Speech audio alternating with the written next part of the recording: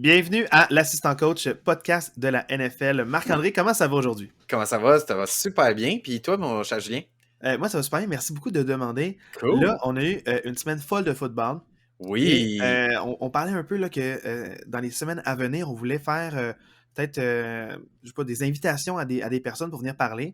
On a quelques candidats qui vont venir parler avec nous et si tu t'inquiétais, Marc, de répéter la même chose sur les mêmes équipes, je pense que Ouais. cette semaine, tu as vraiment remis en question. Certaines équipes que je vais N'ayons, remettre en question. n'ayons pas peur des mots. Donc, certaines équipes en question, d'autres peut-être qui ont confirmé certaines choses. Ouais.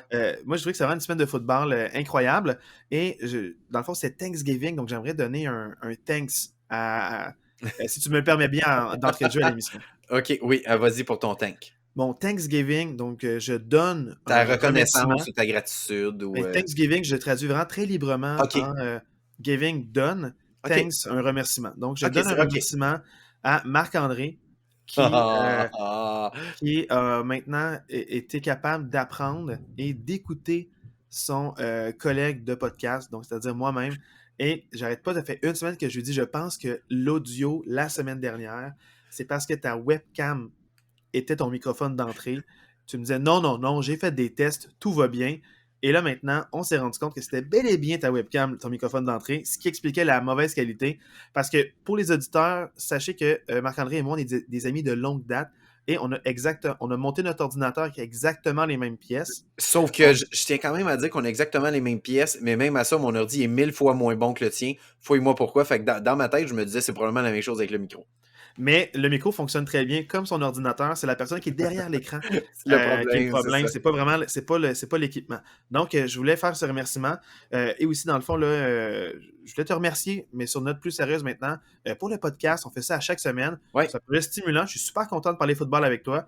Puis j'ai hâte là, d'avoir des invités là, pour parler football avec eux aussi. Mais je tiens à te remercier pour le projet. C'est quelque chose qui me tient à cœur. Puis je suis vraiment content de partager ça avec toi. Puis je t'en avais pas parlé, mais vu qu'on est dans les remerciements, ben je te remercie toi, mais je remercie aussi les auditeurs parce que moi, quand on avait commencé ce projet-là, tu sais, je t'avais dit pour vrai, les écoutes, pour moi, c'est pas important, on le fait vraiment pour le plaisir. Puis dans ma tête, je me disais, hey, si on a un épisode qui a 50 écoutes, ça serait vraiment malade. Puis cette semaine, notre épisode le plus écouté a atteint 78 téléchargements individuels. Ce que ça veut dire, c'est que notre épisode le plus écouté a été écouter. Pas, tu sais, parce que je sais que sur YouTube, des fois, une même personne peut l'écouter 2, 3 fois parce qu'il le fait en différentes écoutes. Mais là, vraiment, notre épisode le plus écouté a été téléchargé sur 78 appareils différents. Ce que ça veut dire, c'est que c'est vraiment 78 personnes différentes, à moins que toi, tu ailles toi-même 78 appareils puis que tu ailles télécharger sur 78 appareils différents. Non, j'ai pas ce temps-là. OK, parfait. Mais dans le fond, je trouve ça quand même vraiment malade qu'on ait eu cette portée-là. Fait que c'est ça ma Je suis gratitude. curieux, c'est lequel épisode qui est le plus écouté? C'est l'épisode de la semaine 1, vu que c'est l'épisode qui date le Ah, plus. En fait, c'est même pas ça parce que c'est le pilote qui date le plus, mais c'est pas le pilote qui est le plus écouté. C'est l'épisode de la semaine 1 qui est l'épisode le plus écouté avec 78 téléchargements. je pense que les gens ne voulaient pas écouter nos équipes respectives. Donc, ils se Non, sont c'est dit, ça. C'était pas on veut pas pertinent. On va savoir plus pourquoi dans ils ça. aiment les Packers, on veut pas savoir pourquoi ils aiment les Voilà. Steelers. Ça marche pas cette saison. C'est Mais ça. merci de donner une chance à notre podcast. Donc, je Ouais. sais que ceux qui écoutent juste la semaine 1 et non la semaine 13 vont peut-être pas nous écouter, mais merci On chaudement les remercie quand même. à ceux qui nous écoutent. Non, je suis très, très, très content, Ouais. surpris et content. Donc, dans le fond, continuons maintenant. On va commencer avec les matchs. Marc, Yes! Les devoirs de commençons, match. commençons avec nos devoirs de match. Là, je t'ai Yes! donné un match qui me semblait intéressant, mais ma réticence était que m'a quand même donné souvent ces équipes-là, mais je voulais voir l'une contre l'autre deux équipes qui se battaient pour les séries éliminatoires, les Falcons et les Commanders. Les Commanders l'emportent 19-16. Marc, t'as pensé quoi de ce match-là? La première chose que je veux dire, c'est que l'uniforme noir des Commanders, il est vraiment laid à chier. Mais pour vrai, je veux voir les Commanders de Washington plus souvent d'ici la fin de la saison. J'adore cette équipe-là. À chaque fois que je les ai vus cette année, j'ai aimé ce que j'ai vu. Puis depuis que Tyler Heineke est là, vraiment, j'adore regarder cette équipe-là. Tu sais, j'ai parlé souvent au début de saison que j'étais dans le bandwagon de Détroit puis d'Atlanta puis que j'aimais ce que je voyais, les différentes choses. Mais Ouais. vraiment, je vous le dis, là, on est épisode semaine 13. D'ici la fin de la saison, l'équipe pour laquelle que je vais cheerer, parce qu'on s'entend que les Packers, c'est mort enterré. Là. Ton L'équipe pour équipe laquelle... Cendrillon, mettons. Ton équipe Cendrillon. C'est vraiment mon équipe Cendrillon des Commanders. On s'entend, là, ils vont arriver en série puis ils vont jouer probablement contre San Francisco la première ronde ou whatever. Ils passeront pas San Francisco, mais dans le sens que pour moi, l'équipe que je vais prendre plaisir à regarder puis à me tenir informé puis regarder les matchs, c'est vraiment les Commanders.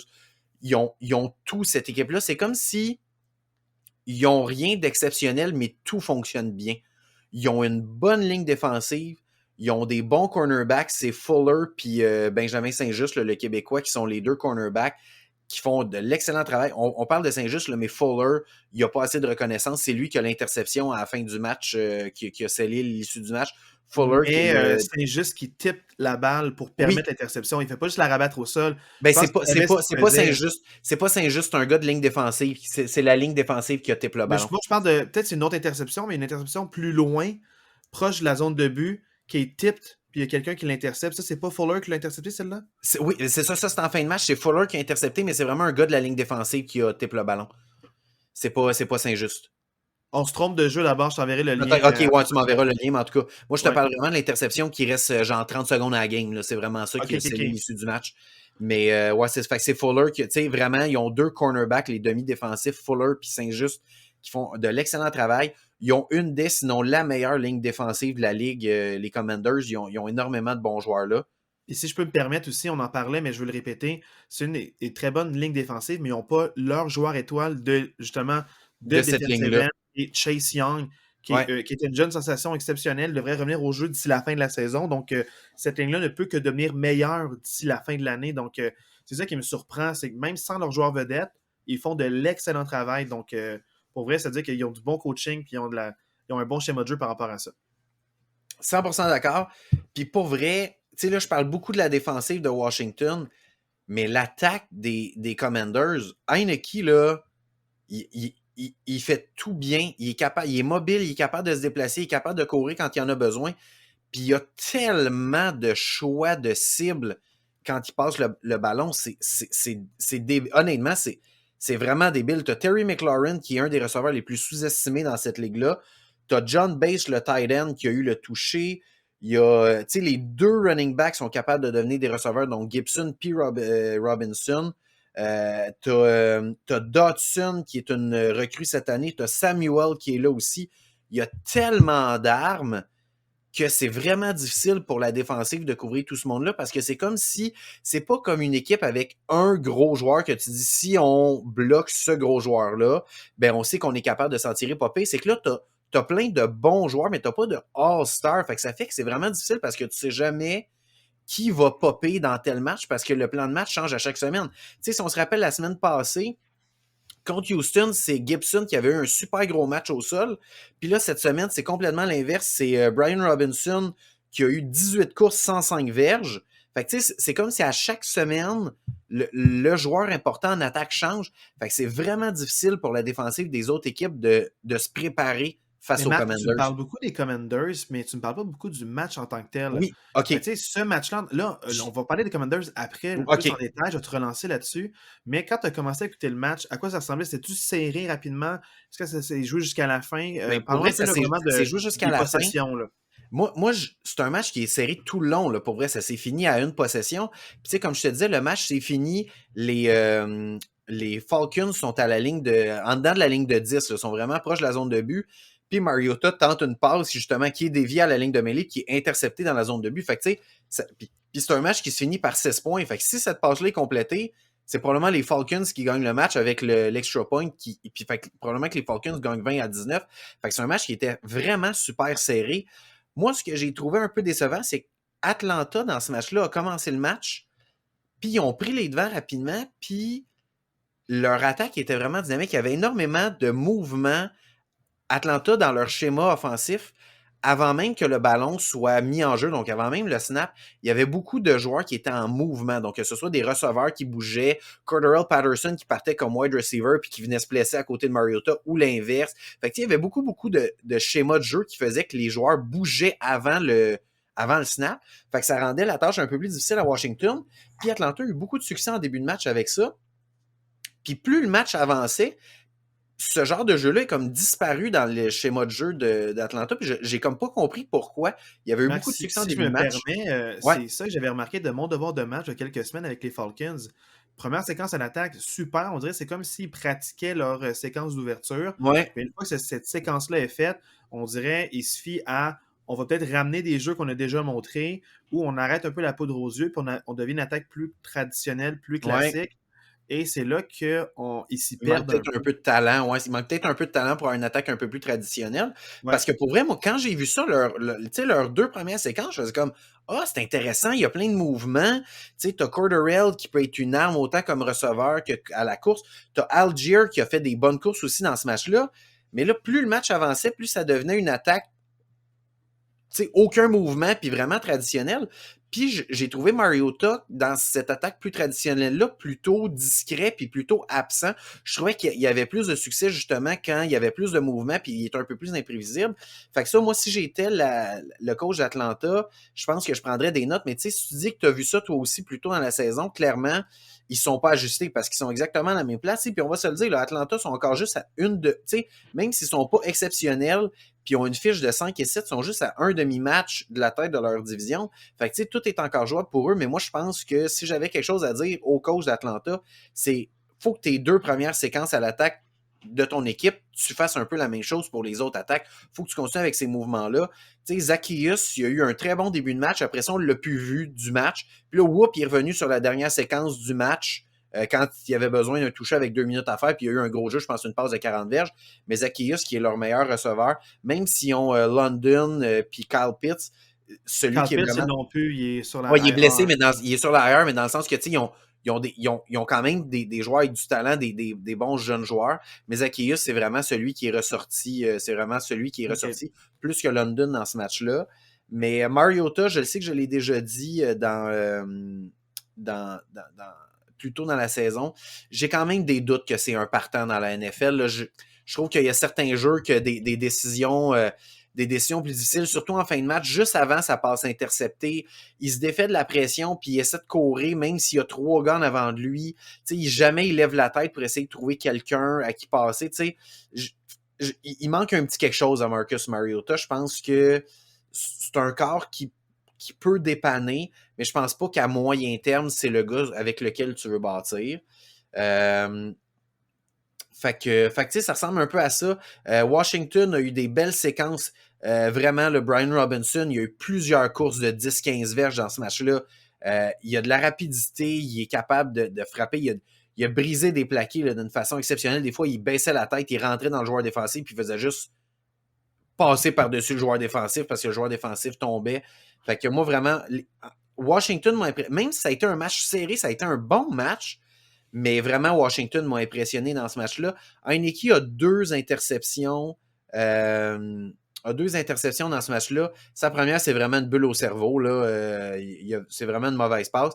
Mais la deuxième interception, c'est tout un jeu défensif. C'est une passe à McLaurin au sol. Puis le demi-défensif d'Atlanta est vraiment venu par-dessus McLaurin. Il a mis ses mains. C'est vraiment, honnêtement, si vous n'avez pas vu ce highlight-là, allez le voir. Là, c'est une des belles interceptions que j'ai vues cette saison-ci. Fait que non, vraiment, moi, j'ai apprécié mon match. C'est pas le match le plus spectaculaire.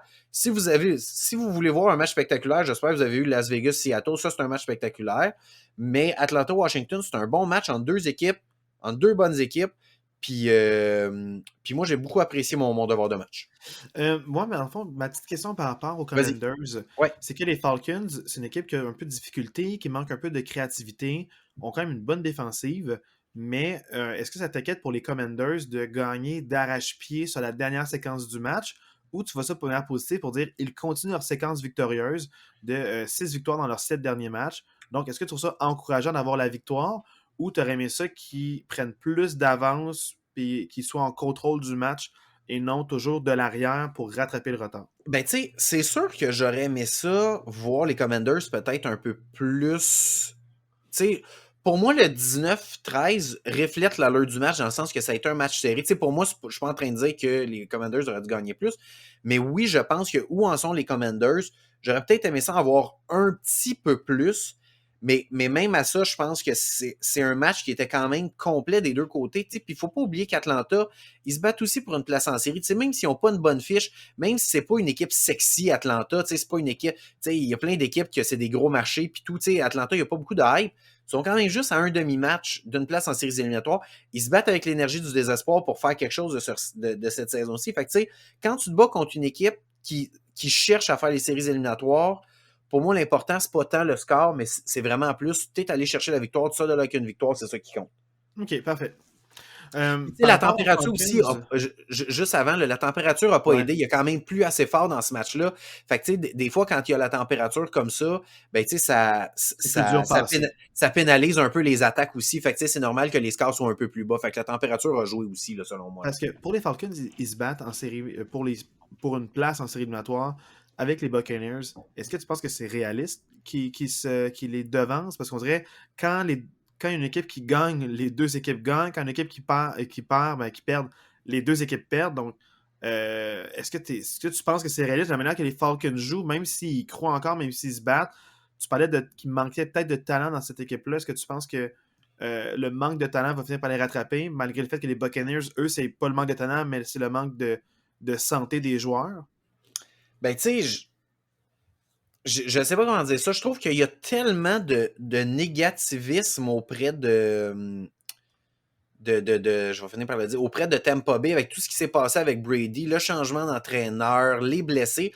Je sais pas, c'est comme si les Buccaneers, ils arrivent pas à partir leur saison. Puis même tout le monde disait, le bye week va leur faire du bien, nanana. Le bye week la semaine passée, cette semaine, ils reviennent, ils perdent encore.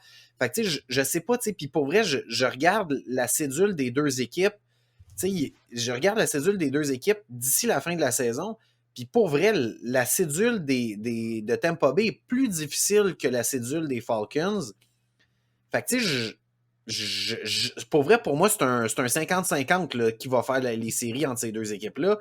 Tu sais, Tampa Bay affronte, d'ici la fin de la saison, affronte encore les 49ers et les Bengals. Fait que, tu sais, je me dis, c'est quand même deux équipes que je vois pas nécessairement Tampa Bay battre. Fait que, tu sais, les Falcons ont leur chance. J'ai vu des beaux flashs de cette équipe-là. Ils ont une défensive qui se peut très bien. C'est offensivement, des fois, il manque quelques armes, mais s'ils sont capables de s'ajuster, moi, je pense que les Falcons sont capables de causer une surprise puis de faire les séries éliminatoires là, quand même. Là. OK. Ben, moi, ça complète mes questions. Est-ce qu'il y aurait un autre propos que tu aurais voulu dire ou une statistique par rapport à Cordarrelle que tu aimerais ressouligner? Ben, moi, Cordarrelle, j'aime quand même ce joueur-là. Là, je vous mentirai pas. Là, ceux qui nous écoutent depuis le début, j'ai comme un petit, comment je pourrais dire ça, un petit parti pris pour ce gars-là. Mais moi, j'aurais aimé ça, le voir un peu plus impliqué, Cordarrelle. Je trouve que, tu sais, il y a 11 courses pour 52 verges. C'est celui qui a eu le plus de courses. Lui et Algier, ils se sont séparés la tâche. Mais je sais pas, j'aimerais ça peut-être le voir un peu plus impliqué par la passe, un peu plus impliqué justement dans des jeux dynamiques. J'ai l'impression qu'en ce moment, c'est peut-être leur joueur avec justement Kyle Pitts qui est blessé. C'est peut-être le joueur qui peut leur apporter le plus de dynamisme de jeu explosif. Puis j'ai l'impression qu'on s'en sert pas aussi bien qu'on s'en était servi l'année passée de Cordarrelle. L'année passée, Cordarrelle, il arrivait là, c'était un peu une surprise. Il y a personne qui l'attendait, puis c'était un peu comment je pourrais dire ça, la saveur du moment. La Puis révélation. partout, la révélation. Puis je trouve que cette année, sa blessure, je pense que ça a fait qu'à Atlanta, ils ont dit, hey, on va essayer d'autres joueurs. Puis depuis qu'il est revenu de sa blessure, je sens qu'il l'utilise peut-être pas aussi bien qu'il l'utilisait avant. Fait que j'aimerais peut-être ça le voir un peu plus, Cordarrelle. C'est comme si sa place établie n'était plus aussi établie. Exact. Tu dois le garder dans le plan de match, mais les jeunes recrues performent bien. Ouais. Ils veulent comme continuer l'évaluation de ces joueurs-là. Puis peut-être que Mariota aussi, on en parlait, qui était quand même un corps mobile. Donc, s'il bouge moins puis il veut plus passer, on dirait que c'est comme, je sais pas, on dirait que c'est comme si l'équilibre n'était pas encore respecté à 100%. Non, c'est ça. Donc, ils ont un bon projet. La reconstruction va peut-être se faire plus vite qu'on pensait. Parce que quand ils ont échangé Matt Ryan, on pensait qu'il n'allait pas avoir autant de, je sais pas, d'armes pour compétitionner, succès, mais ils compétitionnent. Donc, ils sont là en ce moment. Ouais. Donc, tant mieux, je suis un peu pour eux. Exact. Voilà. Puis, en fait, j'ai fait un lapsus. J'avais dit, dans le fond, 19-16, mais c'est bel et bien 19-13. Ouais. Un petit lapsus entre 13 et 16, mais c'est vraiment bel et bien 19-13 le score final. Là, maintenant, parlons de mon devoir de match. Oui, Les Patriots et les Vikings. Les oui, Vikings qui jeudi l'emportent soir. jeudi soir. Les Vikings qui l'emportent 33-26. On va parler un peu de tous les matchs de Thanksgiving, mais je te dirais qu'on était choyés. Les 3 matchs étaient le fun à regarder, très divertissants. Et Vikings Patriots, c'est un excellent spectacle. Moi, Et j'ai juste avant, pour finir sur le Thanksgiving, juste dire que moi, je pas ça d'avoir différentes plages horaires pour regarder les matchs. On en parlait un peu là, dans le podcast la semaine passée, mais moi, j'ai aimé ça jeudi, 3 matchs, que tu n'as pas d'autres matchs en même temps. Tu t'assois vraiment et tu regardes ce match-là. Ouais, mais c'est parce que c'est férié. Non, je Donc, le sais. les stades sont remplis, les gens sont pas en train de Oui, travailler, exact, c'est ça. Ben oui. Exact, ouais. ils peuvent se rendre au stade, c'est regarder. Donc, c'est une Ouais. tradition familiale, mais peut-être que ils doivent profiter de plus de journées fériées. Je sais pas, aux États-Unis, c'est quoi les grosses journées fériées, mais peut-être que Thanksgiving, c'est un gros, mais Ouais. rendu là, peut-être il y a toujours un match de Noël, genre le 23 décembre ou le Ouais. 24. Tu sais, peut-être qu'il y a des plages horaires de fériés, ils devraient peut-être capitaliser un petit peu plus Ouais, là-dessus. je suis d'accord. Mais je sais pas, je connais pas vraiment les fériés aux Non, États-Unis, c'est aux donc je États-Unis, exact, ouais. sais pas la fête du travail, pourquoi ils travailleraient, les joueurs, eux? Je Ah, sais pas si, puis en même temps, fête du travail au Canada, c'est le 1er juillet. le 1er juillet, la fête Non, du je me trompe, travail, hein? je Ben me trompe. oui, Hey, moi, ben regarde, oui. je t'ai dit que j'ai Tout le monde sait menti. ça. Je t'ai dit que non, non, ça c'est, la fête du Canada. Je t'ai dit que je connaissais pas Ah. beaucoup les fériés aux États-Unis, mais je t'ai menti, je connais pas bien les fériés, point. Au Ouais, c'est Canada ça, non même pas plus. au Canada, ouais, Quand c'est ça ça. arrive, je suis comme: «OK, longue fin de semaine, parfait, je vais l'apprendre», mais c'est Ah, rare que je planifie d'avance que je les connais pas, c'est pas important pour moi. OK, parfait. Mais ceci étant dit, si je reviens au match Vikings-Patriots, l'affaire qui m'a surpris le plus, c'est que dès le premier quart, les deux équipes ont marqué des touchés rapides avec des longs jeux explosifs. J'ai regardé après pour être sûr de ne pas me tromper, mais les temps de possession des 2 premières séquences, c'était comme 2 minutes 40, 2 minutes 15. Puis, ils se concluent avec des touchés. Fait que moi, je me dis, wow, Oh, quand ils même, sont ouais. capables d'aller chercher des gros jeux. Mac Jones lancé à Aguilar dans le fond, en plein milieu du terrain, puis Aguilar, il capte la balle, puis il bat de vitesse les deux débits dans le milieu pour marquer le toucher. Donc, je suis comme, OK, ça va être un match vraiment divertissant. J'avais peur que les Patriots ne marquent pas assez de points, puis que les Vikings se prennent une avance confortable, puis fassent un peu juste du jeu au sol ou peut-être épuiser le temps. Donc, je me questionnais un peu par rapport à est-ce que les Patriots vont être capables de compétitionner. Je savais leur bonne défensive, mais l'attaque a vraiment bien performé. Les deux équipes se sont ajustées suite à ces séquences-là. Il y a eu beaucoup de punts ou juste de field goal. Et dans le fond, la première mi-temps a fini 16-16. Donc, le match était ouvert pour tout le monde. Pour les Ça deux, s'est ouais. joué à pas grand-chose. Et là, moi, la chose que j'ai remarqué par contre, c'est que je gardais en tête, OK, les séquences sont courtes, sont explosives. Mais là, je me suis rendu compte que les séquences étaient courtes, mais ils puntaient aussi. Puis ils se Ouais. rendaient pas tant loin. Fait que là, les deux équipes ont été capables d'enlever les jeux explosifs. La grosse différence dans le match, c'est que les Vikings ont été capables de faire 2 possessions de plus de 7 minutes. Donc, ils ont été capables, durant le match, Ah, d'enlever ça a beaucoup coupé de les temps reins. aux Patriots. Ça coupe un peu le momentum.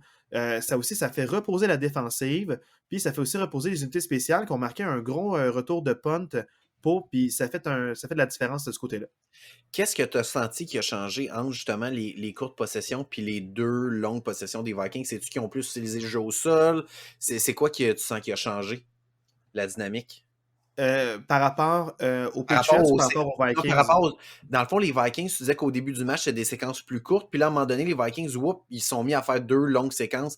Y a-tu quelque chose qui a changé dans le plan de match ou dans l'approche? Oui, parce que ça l'a enlevé les jeux explosifs de Mac Jones. C'est comme si la défensive avait le temps de regarder qu'est-ce qui marchait bien aujourd'hui. Ils étaient ces lignes de côté, puis ils sont arrivés, puis ils ont éliminé les gros jeux de Mac Jones. C'est qu'il n'y en a pas eu en deuxième demi de jeux explosifs. OK, Ils ont fait des séquences plus méthodiques. Ils essayaient le gros jeu. Des fois, ça marchait, mais vraiment moins souvent. Ils ont quand même eu des longues passes. Ils tentaient quand même, mais ça ne marchait pas. Puis la défensive des Vikings était capable d'arrêter le jeu au sol. Il n'y a pas de OK. running back vraiment qui a eu des super gros matchs de la part des Patriots, mais tout le comité était impliqué. Donc, collectivement, ils ont quand même marché beaucoup sur les Vikings, mais les Vikings ont fait leur devoir. Là. Ils se sont dit, moi, je suis les Vikings, je cours de côté, puis je contourne la ligne. Ben, s'ils ont été exposés à un match, ils ont les coachs pour corriger ça le match d'après. Ils savaient que les Patriots allaient essayer d'attaquer là, puis ils ont trouvé la solution. Donc, pour moi, les Vikings, c'est une défensive qui est capable d'avoir des gros revirements, mais là, ils ont été capables de quand même maintenir le rythme. Mais c'est OK. sûr que l'affaire qui m'inquiète, c'est sûr que si on regarde les Patriots sur l'ensemble de la saison, on pourrait se dire, hey, les Patriots ont quand même marqué 26 points, alors que normalement, ils en arrachent de faire des points. Puis la def des Vikings a quand même accordé 26 points aux Patriots. Ouais. Mais j'ai senti plus en confiance, puis plus à l'aise d'essayer les gros jeux, puis moins de je te fais une petite passe, puis cours après ou faites quoi.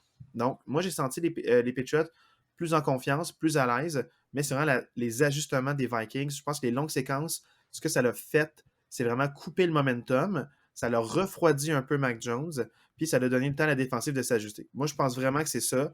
Maintenant, je ne suis pas sonné de côté, fait que je ne peux pas vérifier ce que Ouais. j'avance. OK. Mais ça a enlevé beaucoup de temps de possession, donc beaucoup d'opportunités. Puis plus le temps avançait, plus les Patriots se sont dit on n'a pas le choix d'essayer. Puis les Patriots, normalement, ils ne font pas beaucoup d'erreurs en. À l'attaque, ils Ben, font pas beaucoup de revirements, là, ouais, ils font c'est beaucoup de ça. revirements, puis ils font pas beaucoup de. En fait, ils créent des revirements sur les unités spéciaux, sur les unités spéciales. Et là, les Patriots se sont fait marquer un touché sur un retour de punt. Puis ça, Wow. oui, ce jeu-là fait la différence. Mais pour moi, la grosse différence, c'est vraiment les deux longues séquences à l'attaque des Vikings que les Patriots ne sont pas capables de faire. Les Patriots avaient un beau plan de match sur Justin Jefferson. Thielen a été excellent. Il a vraiment eu un gros match, plus qu'à son habitude. C'est peut-être statistiquement son meilleur ou son deuxième meilleur match de la saison. Et c'est sûr que l'affaire que j'ai aimée, c'est vraiment euh, sur la première séquence à l'attaque, Justin Jefferson, je ne sais pas si c'est en prime time puis il se force, mais il était vraiment plus physique que d'habitude. Souvent, il s'est ligne de côté, il catch en tombant, ou sinon, il est dans sa course, puis il avance, puis il va finir par sortir de ses lignes de côté. Là, il allait créer le plaqué, même des fois plaqué par deux joueurs. C'est un des joueurs des Patriots qui tombait, puis qui se faisait mal sur le jeu, puis il marchait avec. Il flexait ses muscles. Tu le voyais qu'il était tough. Il créait le plaqué, il créait le contact, il n'avait pas peur de se faire rentrer dedans. Puis ils l'ont même utilisé sur la première séquence de l'attaque pour faire une passe à Adam Thielen, qui, dans le fond, Adam Thielen a fait un catch spectaculaire. Genre, pour vrai, la balle est mal sortie. Justin Jefferson est en train de courir, il flique son poignet, la balle sort tout croche. Adam Thielen, genre, toe drag, là, Wow. les deux bouts de pied là, sur les orteils, OK. c'est ligne de côté. En tombant, il attrape la balle, il est droit comme une barre de métal. Il plie pas, puis à la fin, quand il se relève, Adam Thielen regarde Justin Jefferson, puis il est comme. Il fait une espèce de move avec ses mains de genre c'est correct, c'est correct, c'est correct. Justin Jefferson est comme oh my bad. Tu sais, il a réussi la passe, mais Ouais. Justin Jefferson s'excuse. Il a pu tenter de passe du reste du match. Tu sais, mais à la première séquence à l'attaque, j'aime que les Vikings proposent des petits jeux truqués, des petits jeux Ouais. explosifs comme ça. OK. Donc ça force la défensive à hey, dors pas sur nous parce qu'on peut te sortir un petit lapin de notre chapeau à n'importe quel moment. Tu penses que je vais courir avec Justin Jefferson parce qu'il est rapide, mais je me sers de cette illusion-là pour créer un jeu de passe à Adam Thielen. Donc, j'ai bien aimé ça. Puis aussi, ce que j'ai aimé, c'est que c'était pas all-in Justin Jefferson. On connaît les gros catchs, on connaît les gros matchs. Oui, il y a un match de plus de 100 verges encore, mais ce que j'ai aimé, c'est que les touchés ont été vraiment bien répartis. Il y en a un à TJ Hawkinson, il y en a un à Adam Thielen, puis un autre à Jefferson. Donc, même s'il y avait un bon plan de match en début pour Jefferson, il a montré beaucoup de physicalité pour se créer de l'espace puis se faire respecter. Puis quand il était trop bien couvert, ils n'ont pas eu peur à aller aux autres options. Puis là, tu vois que le schéma de jeu, puis TJ Hawkinson, là, il fait vraiment plus partie du plan de match. Je vois qu'il est plus imbriqué avec sa place dans l'attaque. Donc, moi, les OK. Vikings, je suis encore plus en confiance. Ils ont bien répondu à la défaite. Ils sont allés gagner un match important contre des Patriots qui ont tout fait pour essayer de gagner ce match-là. Parce que là, en ce moment, ils sont exclus du portrait des Ouais. séries éliminatoires. Puis ils veulent pas ça. Leur division, elle est extrêmement compétitive. Donc, les Patriots ont tout fait pour gagner ce match-là, mais les Vikings étaient prêts. Puis les Vikings, ils aiment le prime time. Justin Jefferson, il aime se faire voir. Kirk Cousin, il aime se faire voir aussi. Puis Dalvin Cook, encore, je le trouve très costaud. Puis même si la ligne défensive ne donnait pas grand-chose, moi, j'ai quand même aimé qu'il garde impliqué. Puis aussi, pas juste Cook, les autres running backs aussi étaient impliqués. Donc, j'aime le fait qu'il n'y a pas la charge de l'attaque comme d'autres saisons d'avant, où est-ce que les Vikings gagnaient si lui avait un match de plus de 140 verges, le mettons. Ben, c'était ça ma question, en fait, c'est que je comprends que tu as beaucoup aimé justement la diversité avec Jefferson, Thielen puis Hawkinson. Là, vraiment, ils ont vraiment une attaque par la passe bien diversifiée. Mais tu sais, oui, Dalvin Cook, comme tu dis, ce qui est positif, c'est qu'ils ont pas abandonné. Il y a quand même 22 courses Dalvin Cook dans le match, quand Ouais, même mais il beaucoup. n'a pas performé, mais il a Mais continué il quand y a, même. il C'est y ça a que j'aime. juste, il y a juste 42 verges dans le match. Il n'y a même pas 2 verges par course. Fait que, tu sais, est-ce que c'est quelque chose qui t'inquiète ou tu disais que c'était une bonne défensive des Patriots, ça révèle pas trop grand-chose, Non, puis ça... pour vrai, la défensive des Patriots est tellement bonne contre la course, contre le jeu au OK. sol, que moi, c'est pas quelque chose qui doit m'inquiéter. Là. Si je suis un fan des Vikings, je sais qu'en série éliminatoire, il y a peut-être des équipes qui ont de la misère à vraiment bien défendre la course. Puis là, Dalvin Cook, euh, il Il va va pouvoir pas off, performer, OK. avoir des stats reluisantes, OK. mais il fallait forcer la course pour dire, hey, tu mets 2 joueurs sur Justin Jefferson, tu couvres bien Adam Thielen, TJ Hawkinson, il est en 1 contre 1, il y a toujours un linebacker proche pour aider ou un Ouais, safety qui est ouais. bas. Je vais te forcer à utiliser la course. Puis ils n'ont pas abandonné le plan de match, mais pour le vrai, moi, la défensive des Patriots, elle est excellente contre la course. Donc, j'ai Ah, rien à ben dire contre super. ça. OK, parfait. Cool. Là, dans le fond, là, qu'est-ce que je voulais dire donc? Ah Par oui, oui, rapport à je ton voulais match, dire, as-tu autre par chose? rapport à mon match, ouais, par rapport à mon match, Vas-y donc. euh, dans le fond, là, ce que j'ai aimé, là, puis ça que je veux dire, c'est que Kirk Cousin a quand même lancé beaucoup de passes, mais c'est qu'ils ont eu beaucoup quand même de séquences à l'attaque. J'ai regardé les statistiques de Kirk Cousin, puis il est 30 en 37, 299 verges, 3 touchés, une interception. Puis il a commencé par son interception, fait que ça l'a pas déstabilisé. Il a Mhm. fait une bonne défensive, il savait qu'il allait faire des jeux contre lui, puis il était capable de revenir par rapport à ça. Fait que moi, j'ai adoré, comme je te dis, le match de Kirk Cousin. J'ai trouvé inspirant. Puis l'affaire qui m'a surpris, c'est que Mac Jones a comme égalé Kirk Cousin prime time. Parce que ses Ouais. statistiques à lui, c'est 28 en 39, 382 verges d'attaque. Wow! Je pense qu'ils n'ont pas fait ça dans leurs 2 derniers matchs combinés ensemble. Ben oui. Tu sais, Wow! 382 verges de passe. Pour Mac Mac Jones, Jones, c'est oui, il y a eu des jeux exceptionnel, là. explosifs, mais tu vois qu'il y avait quand même là, beaucoup de belles séquences, beaucoup de jeux prometteurs. Là, où les Patriots ont marqué des touchés, c'est quand la défensive des Vikings a accordé le gros jeu. Parce que c'était pas des longues séquences avec beaucoup de jeux. C'est quand Ouais. ils ont accordé le gros jeu, puis à chaque fois, ils étaient capables de capitaliser là-dessus. Donc, Mac Jones, j'ai trouvé inspirant. 2 touchés, 382 verges. C'est vraiment des bonnes statistiques. Donc, j'espère que ça va gagner en confiance. Puis lui-même, il disait qu'il était plus en confiance durant le match, même s'il est déçu d'avoir perdu. Les Patriots, c'est quand même, ça me donne confiance pour le reste de la saison de voir cette performance-là de OK. leur corps arrière. Parce que c'est ça ma dernière question. Tu sais, les Vikings, c'est une des raisons pourquoi je t'avais donné ce match-là, c'est que tu sais, il y avait eu une défaite gênante la semaine d'avant. Là, ce Ouais. que tu sembles comprendre, c'est que les Vikings, c'est quand même rassuré et que tout va être beau. Là, les Puis, Patriots, c'est ouais, Vas-y, vas-y. c'est que, mais faut pas oublier qu'à la fin de la saison, là, toutes les équipes qui sont dans les séries éliminatoires ou qui vont se rendre au Super Bowl, ils ont 1 à 2 défaites gênantes. Tu sais, on parle des Ouais. Chiefs qui sont top de la AFC, ils ont perdu contre les Colts, puis ils ont eu plein de revirements contre eux. Donc, faut pas juger nécessairement le fait que les Vikings ont perdu contre les Cowboys 40 à 3. Ce match-là était gênant, la roue a débarqué, puis à ils ont juste fait comme, OK, ce match-là, il est fini, on joue pour jouer, mais on laisse écouler le temps. Ils se sont repris la semaine tout de suite après, en prime time, le jeudi soir, à Thanksgiving. Ils ont pris ça au sérieux. Puis le sourire est revenu aux lèvres. Là. Donc, ils n'ont pas une séquence de défaites. Ouais. Ils ont trouvé la manière de gagner. Les unités spéciales ont fonctionné. Ils ont créé le toucher décisif. Ils ont eu des longues séquences à l'attaque. La défensive a fait des revirements. Donc, ils n'ont pas fait des revirements, mais ils ont créé des fins de séquence. Donc, moi, j'ai adoré ça. OK. Puis, mettons, pour les Patriots, t'es-tu un peu plus inquiet parce que là, ils sont rendus 4e wildcard, fait qu'en ce moment, ils ne feraient pas les séries. Là, ils sont à un match Ça va des dépendre des Bengals matchs de et des Jets. division. OK. J'y prends au sérieux, mais ça dépend des matchs parce que là, c'est là que les matchs de division vont arriver en fin de calendrier. Puis c'est ça qui va faire que dans leur division, ils ont des défaites. Puis leur division, c'est les gens qui sont directement en O2. Tu sais, Donc, puis là, s'ils veulent faire les séries, ils vont devoir gagner dans leur division. C'est ça qui va faire la différence pour eux. puis il leur reste 2 matchs contre les Bills, là, les Patriots, là, quand même. Là. Puis les Bills sont amochés. Ils ont plus Von Ouais. Miller jusqu'à peut-être semaine 14-15. Mm. Les Bills, les blessures en défensive sont ardues. Pour l'attaque, c'est sûr que Josh Allen, avec sa blessure au coude, peut-être incommodé un peu, mais ça reste que les Bills sont pas à 100%. C'est le temps d'en profiter. Là. Je suis C'est vraiment le temps 100% d'en profiter. d'accord. Là, ça Oh! finit nos devoirs de match. Yes! Parlons des matchs Thanksgiving. Ça a commencé avec un match vraiment haut en couleur. Les Wow! Bills qui l'emportent contre toute attente. Pas contre toute attente avant le début du match, mais quand Mais on ouais, regarde ce match-là, les ouais. Lions, ils en ont donné plein les bras aux Bills, mais les Bills trouvent la manière de gagner en fin de match 28 à 25 sur une séquence à l'attaque qui a duré 15 secondes. Ils créent le placement pour éviter la prolongation. Donc, gros match des Bills et un match spectaculaire contre les Lions. Ça a vraiment mis la table à un beau jeudi de Thanksgiving.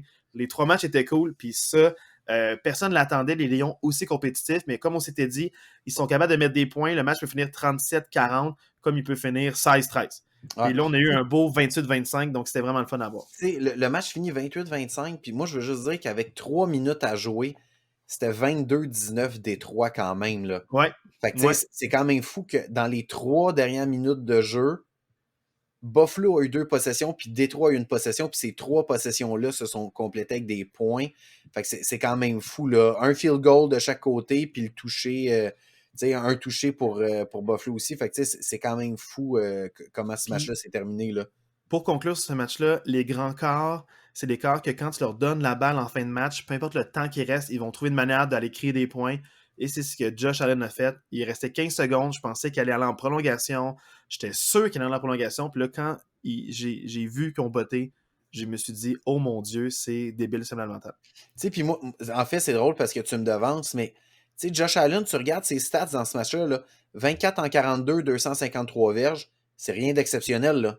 C'est correct comme stats sans plus. Mais pour vrai, tu sais, tu disais 15 secondes, je l'ai exactement la statistique. C'est 23 secondes qui lui restait et il était à sa propre ligne de 25. Et une passe à Stephon Diggs, merci, bonsoir, c'est terminé ce match-là. Une passe, je pense que c'était une passe de 40 quelques verges. Merci, bonsoir, c'est fini. Fait que tu sais, peu importe les statistiques dans le match, quand on parle de corps élite au-dessus de la moyenne, c'est exactement ça. C'est qu'en fin de match, c'est ce joueur-là que tu vas avoir sur le terrain. Ils vont sortir de 23 leur secondes, ligne de torpeur. 25. Ils vont sortir de leur torpeur, puis ils vont trouver une manière de revenir dans le match et d'aller chercher ce match-là. C'est un match que les Bills auraient dû perdre sous toute 100%. mesure, mais ils ont trouvé une manière de gagner. Donc, c'est là que tu vois que c'est une équipe qui est prête pour les séries Ouais. éliminatoires. C'est ça qui me rassure aussi. Là. C'est pas genre, c'est un match serré contre les Lions. Non, ça a parti un peu Non, bizarrement, ouais. mais ils ont été capables de trouver une manière de se rassembler, de rester concentrés. Puis, tu vois, là, les Lions étaient tout feu, tout flamme. Ça fêtait dans leur stade. Les Bills étaient concentrés. Ça parlait pas, ça riait pas. Ils étaient concentrés. Ils étaient pas pissed off. Ils étaient concentrés à la tâche. Ils n'ont pas fait trop de flamèches. Ils n'ont pas mis de l'huile sur le feu. Puis, ils ont fait ce que les Bills font. Ils ont joué sérieusement. Puis, ils sont allés chercher ce match-là. Bravo à eux. Les 100% Cowboys, d'accord. les Cowboys remportent 28-20 contre les Giants. On s'en parlait. Les Giants, c'est rare qu'ils marquent plus de 20 points. C'était dit dans le podcast la semaine dernière. Ils ont marqué 20 points. Les Cowboys ont trouvé une manière d'aller chercher 28 points, donc c'était assez pour la victoire. Les Cowboys, qui d'une semaine à l'autre peuvent marquer 40 points, 28, ou avoir de la misère à marquer des points. Donc, je suis pas. C'est un match de division, tout peut arriver. Pour moi là, mon analyse de ce match-là, j'ai quand même vu la majorité de ce match-là. Je pense que Dallas a eu de la difficulté en début de match à s'ajuster aux Giants. C'est à la mi-temps, les Giants menaient 13-7. Ouais. Moi, vraiment, j'ai vu complètement une différence quand les deux équipes sont revenues après la mi-temps. Des schémas différents. On a utilisé vraiment beaucoup plus les deux running backs, Elliott et Pollard. Et à la mi-temps, c'était Et par 13 à la 7. passe, si je ne me trompe pas aussi. C'est ça qui a aidé. Elam a connu un très bon match, faut que je le dise. Là, c'est pas mon préféré, mais il a vraiment connu un bon match. Ouais. Excusez-moi, mais à la mi-temps, c'était 13-7 Giants. Et quand il restait 10 minutes à faire au quatrième quart, c'était rendu 28-13 pour les Cowboys. Ce que ça veut dire, c'est que les 20 premières minutes de la deuxième demi, les Cowboys ont marqué 3 touchés puis ils n'ont rien donné aux Giants. Ils ont complètement viré le match de bord en deuxième mi-temps. Fait que, tu sais, vraiment, chapeau aux entraîneurs qui ont apporté des correctifs, des ajustements qui ont porté fruit en deuxième mi-temps. C'est vraiment là que le match s'est joué. C'est le troisième quart qui a complètement changé le match. Moi, ça m'inquiète un peu pour les Giants parce que Oui, là, je ils suis sont un d'accord. peu exposés parce qu'ils ont une bonne ligne défensive, ils ont une bonne défensive point. Là. Puis là, les Cowboys ont trouvé une manière de les attaquer, puis Ouais. on voit exactement ce qui ne marche pas puis ce qui marche. Puis les équipes vont peut-être prendre en compte ça. Donc, j'ai hâte de voir le prochain match des Giants, même les prochains matchs des Giants. Tu sais, moi, ce Parce qui que ça va être m'inquiète dur de beaucoup, se refaire de ça. Là. moi, ce qui m'inquiète beaucoup pour les Giants, tu sais, ça fait une couple de semaines que j'en parle que leur fiche ne reflète peut-être pas vraiment la qualité de cette équipe-là. Tu sais, je parlais dans les dernières semaines qu'ils n'ont pas nécessairement affronté beaucoup de bonnes équipes. Moi, vraiment, mon inquiétude, moi, je pense que ce qui faisait la différence en début de saison pour cette équipe-là, c'est que Saquon Barkley avait un excellent début de saison. Puis là, depuis 2-3 semaines, il est un peu plus éteint, Saquon Barkley. Tu sais, là, il y a juste 39 verges dans ce match-là. Ouais. Je suis très honnête, c'est vraiment ce qui m'inquiète pour les Giants. Faut qu'ils trouvent une façon d'impliquer Saquon Barkley parce que Daniel Jones, avec les receveurs qu'il a en ce moment, ils n'ont pas assez d'explosivité par la passe. Il faut vraiment qu'ils trouvent une façon d'impliquer Saquon Barkley plus qu'ils l'ont fait dans ce match-là. Parce que 11 courses pour 39 verges, les Giants ne gagneront pas un match d'ici la fin de la saison si Saquon Barkley a juste 39 verges, c'est sûr et certain. Fait que voilà. Fait que tu sais, les Giants, je veux quand même mentionner, sont 7-4. Et leur différentiel est de -7. Ce que ça veut dire, c'est qu'ils ont beau avoir une fiche de 7 victoires, 4 défaites, ils ont quand même un différentiel de points pour, points contre de moins 7 dans le négatif. Fait que, tu sais, je pense que ça, ce différentiel-là reflète beaucoup plus la qualité d'équipe que sont les Giants que leur fiche de 7-4, honnêtement. Là, il faut laisser ça s'imprégner. Là. Je te donne ça Voilà, le moment de exact. silence. Maintenant, parlons du match des Panthers contre les Broncos. Les Panthers 23-10. Cette équipe-là n'est pas la même quand Sam Darnold joue. Donc, il ne faut pas se dire c'est encore plus gênant pour les Broncos. Non, Non, non, non. l'attaque des Panthers avec Sam Darnold est beaucoup plus dynamique qu'avec d'autres corps arrière. Donc, bravo les Panthers qui jouent avec fierté et dans le fond qui ont battu les Broncos, comme beaucoup d'équipes font d'ailleurs ces temps-ci, battent les Exactement. Broncos. Tu sais, puis pour vrai, Denver, moi, je pense qu'en ce moment, avec tout ce qui se dit, puis tu sais, je veux pas rentrer là-dedans, là, mais tout ce qui se dit autour de Russell Wilson, je pense qu'il y a comme un vent de négativisme autour de cette équipe-là. Je pense qu'il y a beaucoup de joueurs qui ont abandonné sur la saison. Puis des fois, quand tu abandonnes sur la saison, il arrive justement des matchs où tu te fais un peu, en guillemets, traverser par des équipes qui peuvent paraître pas très bonnes, comme Caroline. Mais moi, je pense que Denver a vraiment abandonné, tandis que Caroline, on a beau dire ce qu'on veut sur Caroline, là, en ce moment, ils se battent encore pour une place en séries éliminatoires. Ils travaillent fort. Exactement. Ils travaillent fort, eux autres. Là. On parlait des Falcons, on parlait des Buccaneers tantôt. Ben, il en demeure pas moins que les Panthers à 4-8, ils sont pas si loin que ça des Buccaneers. Ils sont à une victoire des Buccaneers. Fait que, tu sais, sont pas si loin que ça. Fait que, tu sais, eux autres, Caroline, ils n'ont pas abandonné sur leur saison. Ils se battent pour essayer de causer une surprise puis faire une place en série. Fait que ça me surprend pas tant que ça, ce score-là, moi, personnellement. Moi non plus. Mais faites à noter que c'était 23-3 pendant un certain moment. Il y a eu un touché en fin de match qui est venu un peu annuler ce gros différentiel, mais les Broncos n'ont jamais été dans le coup dans ce match-là. Les Browns l'emportent 23-17 en prolongation contre les Buccaneers, aux Buccaneers en Floride. Ouais. Donc, il y a quand même un gros match des Browns là, qui vont retrouver leur corps arrière très bien payé de Sean Watson la semaine prochaine. La semaine prochaine, exact. Puis pour vrai, c'est presque triste parce qu'avec la performance de Jacoby Brissett cette semaine, c'est presque décevant de le tasser de là, mais bon, je ne rentrerai pas là-dedans. Mais je retiens quelques petites choses dans ce match-là. Moi, vraiment, Tom Brady m'a beaucoup déçu dans ce match-là. Je ne sais pas si tu as vu ce match-là. Moi, j'ai vu quand même une bonne partie du match. Les highlights, donc je ne vais pas me prononcer par rapport à ce que j'ai pensé de ce match-là. Moi, je te le dis parce que j'ai vu quand même une bonne partie. Tom Brady, là, dans ce match-là, a manqué énormément de passes à des receveurs qui étaient ouverts. Pour vrai, Mike Evans là, a 2 catchs pour 31 verges. Il a été targeté 9 fois. Puis pour vrai, sur les 7 targets qui n'a pas attrapé le ballon, honnêtement, je pense que les 7 fois, c'est des mauvaises passes de Brady. Il était découvert, puis Brady a juste overthrow ou underthrow Mike Evans parce que c'était vraiment des mauvaises. Pour vrai, il y a 2 fois là, où Mike Evans est en 1 contre 1 puis il fait un deep route. Fait que c'est vraiment une route dans les zones profondes. Puis Mike Evans bat complètement son couvreur. Puis 2 fois, Tom Brady overthrow Mike Evans. Puis pour vrai, si Mike Evans attrape ce ballon-là, littéralement, c'est des gains de 35-40 verges. Puis Tom Brady a juste raté la passe. Puis c'est des choses qu'on ne voyait pas par le passé. Fait que moi, c'est quelque chose qui m'inquiète des Patriots. C'est des choses que La précision sur les longues passes, dans le fond. Là. Précision sur les longues passes, c'est des choses qu'on ne voyait pas par le passé. Fait que ça, je suis un peu inquiet de ce que je vois là par rapport aux Buccaneers. Puis, tu sais, l'identité des Buccaneers dans les dernières années, oui, c'est Tom Brady, tu sais, quand ils ont gagné le Super Bowl, puis même l'année passée aussi, mais c'est qu'il y avait une bonne défensive. Puis là, vraiment, Nick Chubb a pilé sur la défensive des Buccaneers. Fait que, tu sais, j'ai la misère à les saisir, le Tampa Bay. T'sais, ils vont peut-être faire les séries éliminatoires parce qu'ils ont la division la plus faible de la ligue, mais en demeure pas moins que c'est pas. Moi, pas encourageant encore. Là, non, c'est ça. C'est inquiétant quand même pour les Buccaneers. Puis Cleveland, ben félicitations. Tu sors de là avec une victoire en prolongation. Puis chapeau, tu gardes un petit espoir. Un petit espoir de peut-être participer aux séries éliminatoires. Fait que chapeau les Browns.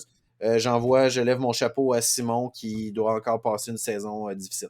Oui, mais peut-être qu'il peut se réjouir un peu de ce résultat-là. Oui, c'est ça, voilà. Les Jaguars qui l'emportent 28-27. Les Jaguars qui refusent la prolongation. Ils vont pour 2 points et ça leur sourit. Bravo aux Jaguars. Moi, ce que je veux dire, je n'ai pas vu tout le match, mais je veux parler de la dernière séquence que j'ai vue. Parce que plus tôt cette saison, j'avais eu un devoir de match des Jaguars. Puis j'avais dit que j'étais un peu déçu de Trevor Lawrence parce que je trouvais que sa progression n'était peut-être pas à la hauteur.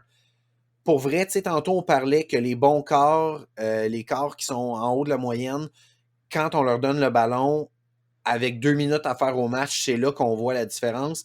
Ben moi, j'ai vu tout le potentiel que Trevor Lawrence a dans cette dernière séquence à l'attaque-là. Il ne jouait pas contre des pieds de céleri, là, il joue quand même contre les Ravens. Bon, vous allez me dire à la maison que les Ravens, c'est les champions cette année pour bousiller des avances. Je suis d'accord, je vous le concède. Il en demeure pas moins que Trevor Lawrence, dans cette dernière séquence-là, c'est exceptionnel ce qu'il a réussi à faire. Il a fait beaucoup de passes à ses receveurs. Il a gagné du temps, il a échappé à la pression. Honnêtement, je voyais là, un corps arrière élite dans cette dernière séquence-là. Il était partout, c'était des super belles passes. Fait que vraiment, Trevor Lawrence, j'espère que son développement va s'en aller et qu'il va être capable de nous montrer ça plus souvent. Mais je pense qu'avec Doug Peterson aussi, on s'en parlait, mais c'est vraiment mieux qu'avec Urban Meyer Ouais. pour le développement des corps arrière, surtout lui. Mais aussi, faites à noter que les Jaguars trouvent meilleur de gagner malgré que leur running back étoile, Travis Etienne, blessé au pied, ouais. dès les premiers jeux du match, donc après une course de 3 verges, blessé au pied et est exclu du match pour le reste.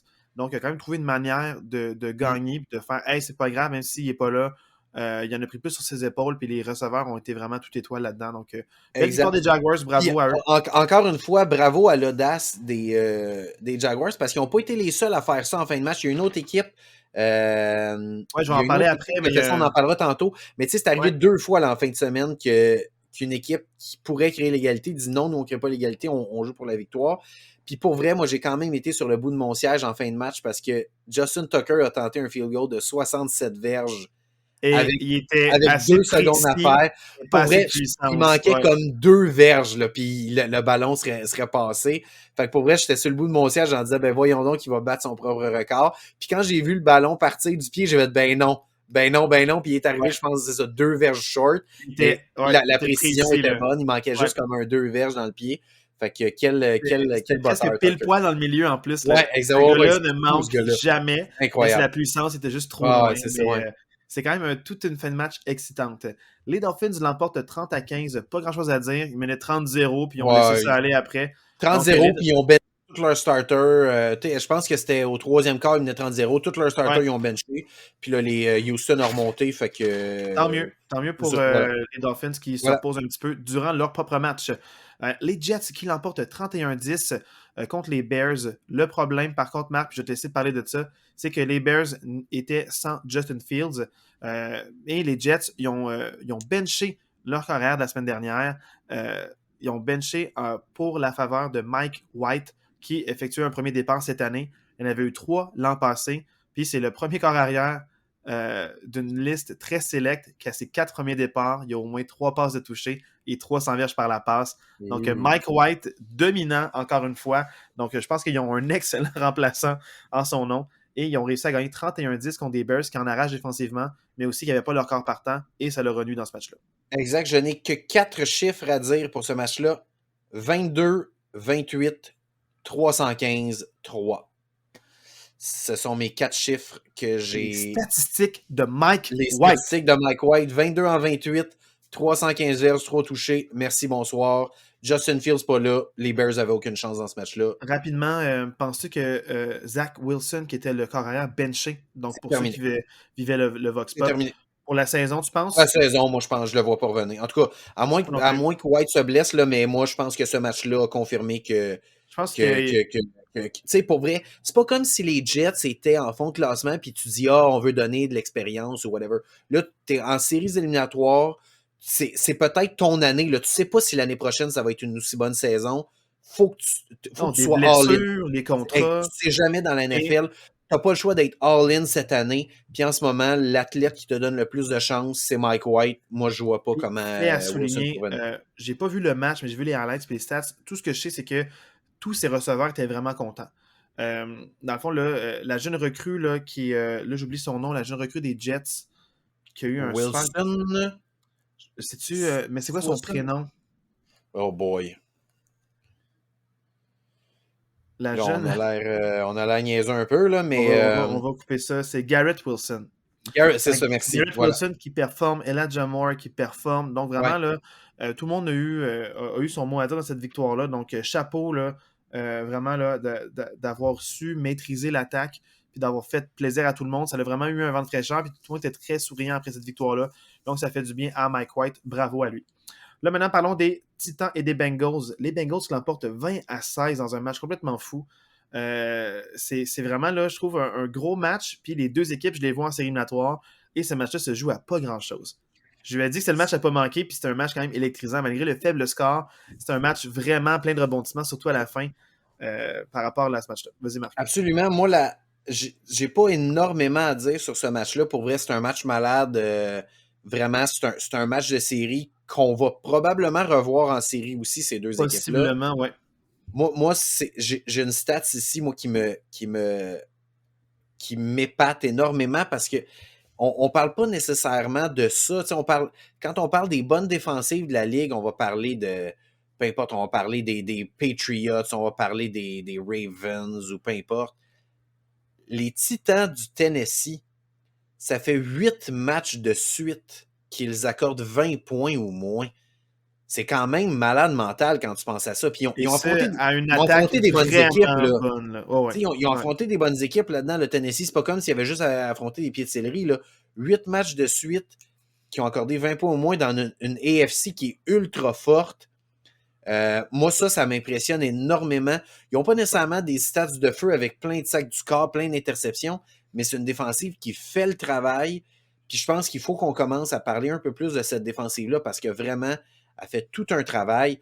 Pour vrai, pourquoi ils ont été battus, Tennessee? C'est pas compliqué. Honnêtement, Joe Burrow, là, pour avoir vu ce match-là au complet, le nombre de passes back shoulder qu'il a fait à ses receveurs, c'est débile. Pour vrai, T. Higgins, là, qui était sur le côté éloigné de la caméra, pour vrai, il a dû recevoir 5 ou 6 passes back shoulder dans cette game-là.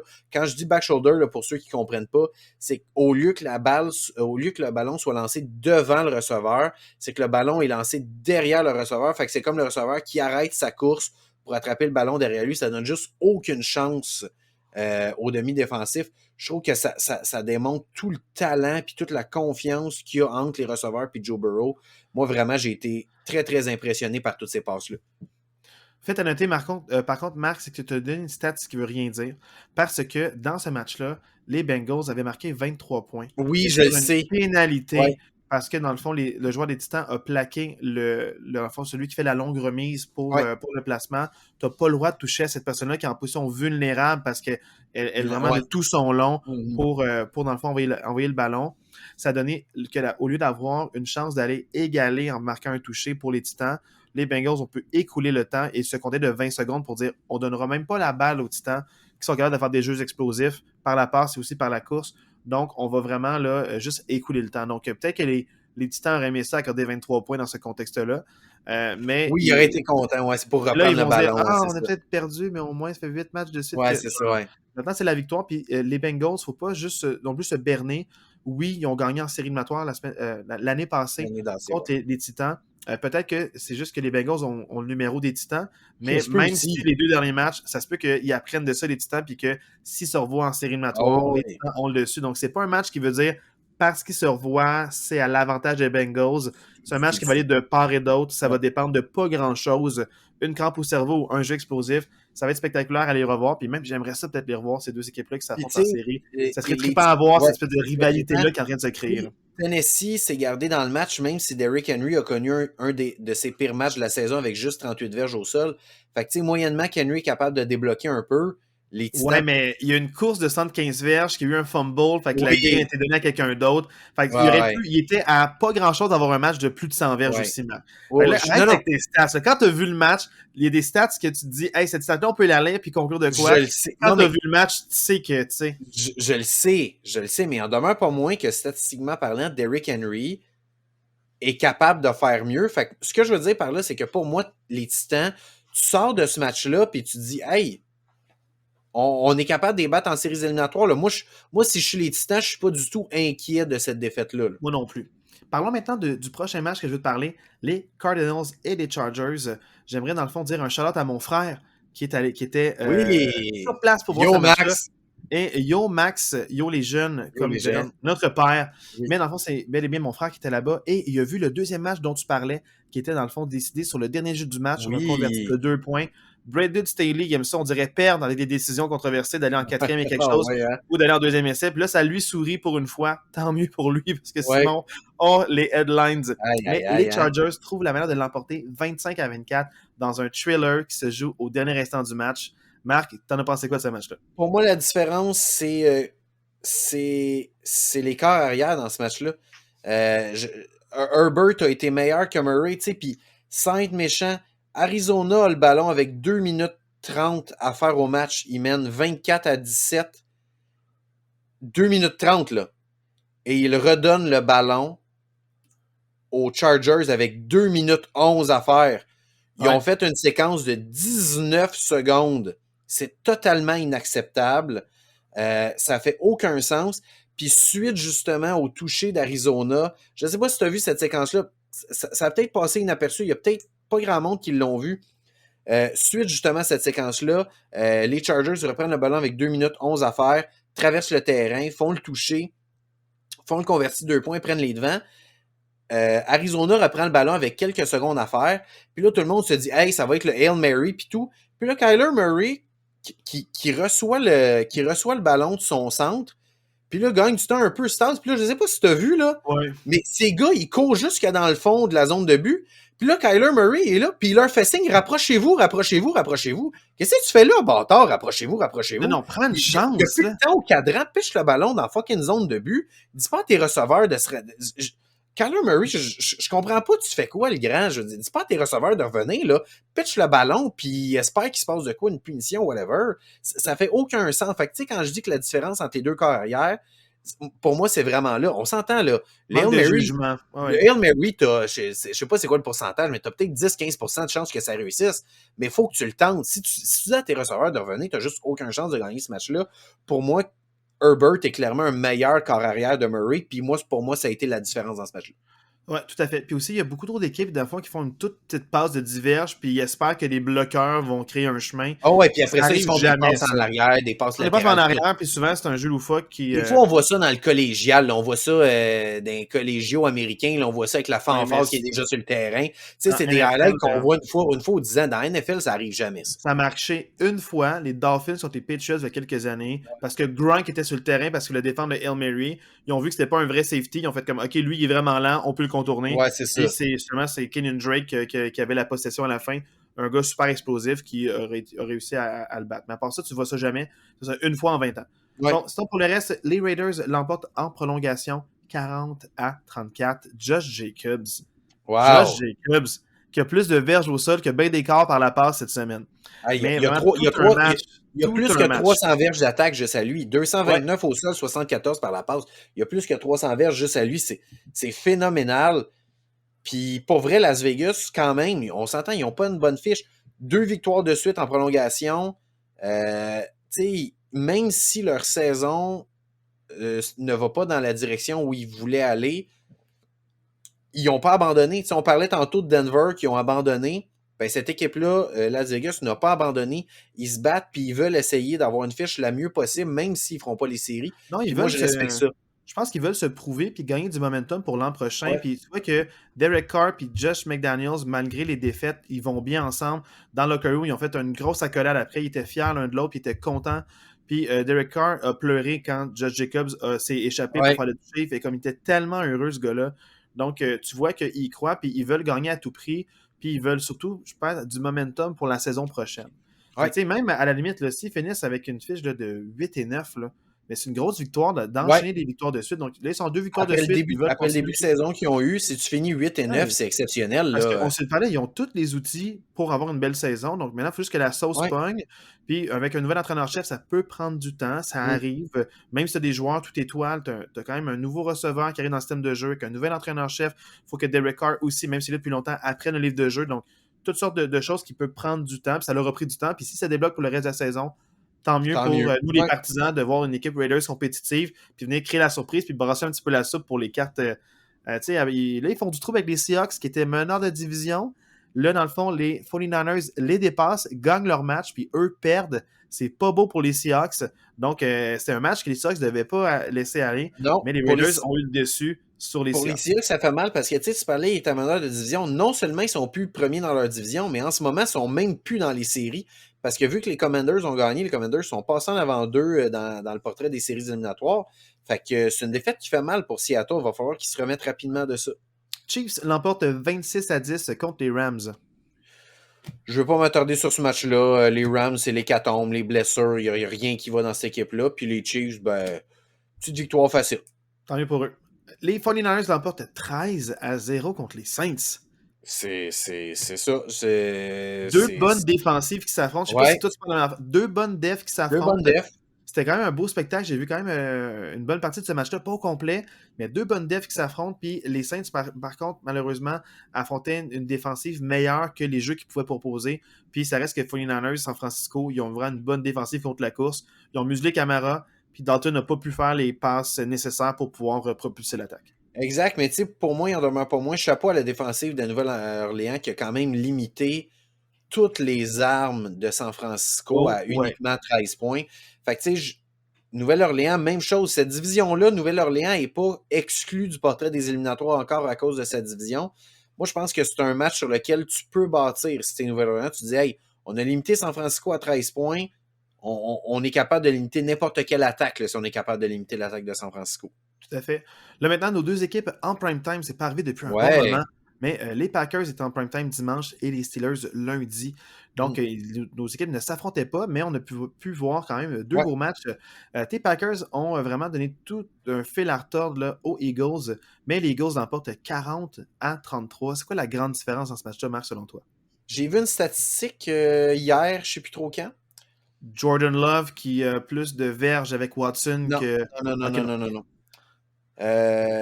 Les 5 plus grandes performances d'un corps arrière au sol dans l'histoire de la NFL. Jalen Hurts en a 5. Oh.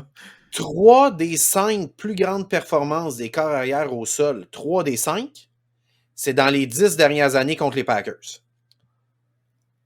À chaque fois que les Packers jouent contre un corps mobile, ils se font traverser par la course. Il y a quelqu'un qui va falloir... Pas juste le corps, mais même tous les running backs. C'est incroyable comment, pour vrai, ils ont beau changer de coordonnateur défensif, ils ont beau changer tous les mots du joueur, à chaque fois qu'ils jouent contre un carrière mobile, ils se font traverser. Dimanche soir, je regardais ce match-là, j'ai l'impression de revivre le match des séries éliminatoires d'il y a 5-6 ans contre Colin Kaepernick des 49ers qui nous a traversé par la course, qui a fait 200 quelques verges par la course. C'est une catastrophe, la défensive des Packers. 181, pour être plus exact. C'est une catastrophe. C'est plate parce que, pour vrai, c'est le premier bon match de l'attaque des Packers de toute la saison. C'était le premier bon match de l'attaque des Packers. Même si Rodgers n'était pas là, Jordan Love a montré qu'il est prêt à prendre le rôle de numéro 1. Moi, je pense qu'avec tout ce qui se passe cette année avec les Packers, je ne serais pas surpris que Rodgers ne revienne pas l'année prochaine.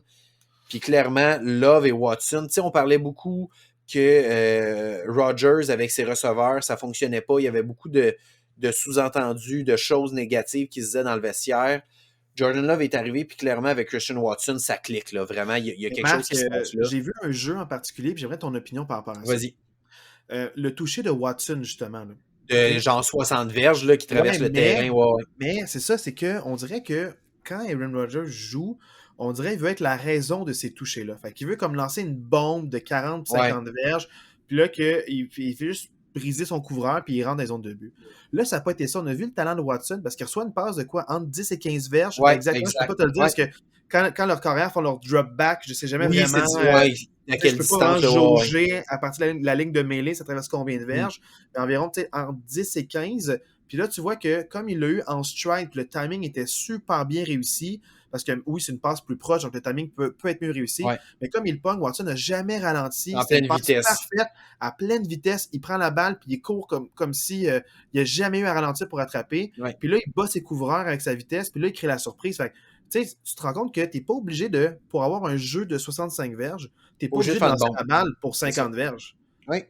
Fais confiance à tes receveurs, même s'ils ne sont pas démarqués, prends le petit c'est même pas un check-down rendu là, c'était le jeu à caler. Ouais, ben oui. Tu sais, Ouais, ouais.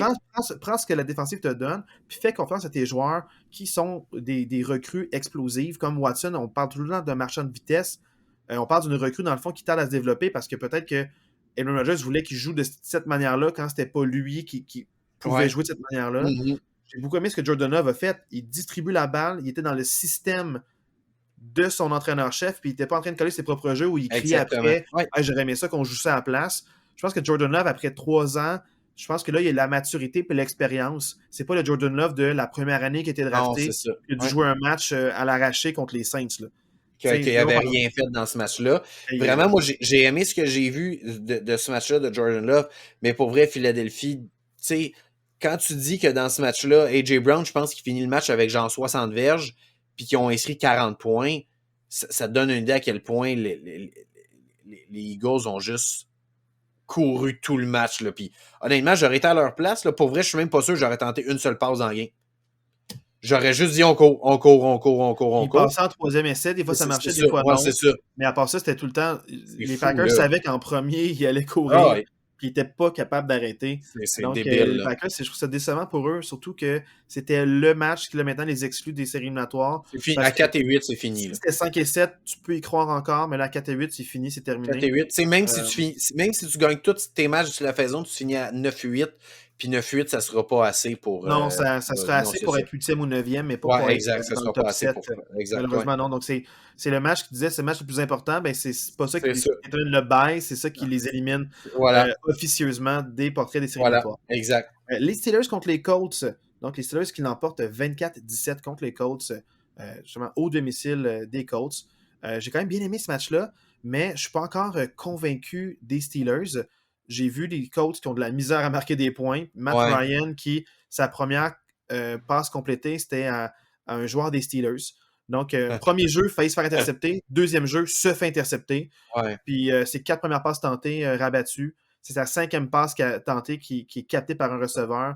Rien ne va pour les Colts. C'est comme si l'effet de Saturday a comme duré un match, littéralement. Ils ont eu Non, un ouais, beau flash pendant le premier match de Saturday, puis les 2 derniers matchs des Colts sont revenus les Colts. mais attends, c'est que ça reste que ça fait 2 matchs contre d'excellentes défensives, je t'en parlais. Ça, c'est que les Steelers, c'est une excellente défensive. Fait que contre une équipe qui en arrache, c'est sûr que je pensais pas que les Colts avaient le potentiel de marquer plus de 20 points. Énormément de points, ouais. Mon questionnement puis mon stress, c'est que je sais que les Colts ont une excellente défensive. Qu'est-ce que les Steelers vont faire, surtout qu'ils ont un corps recru? Mais ils ont été Oui, capables de courir, malgré le fait que, ben, en fait, Najee Harris s'est blessé durant le match, n'était pas à 100%, malgré le fait aussi que Warren, qui est leur recrue de 4e tour, qui est leur première année, à sa première année, est blessé aussi.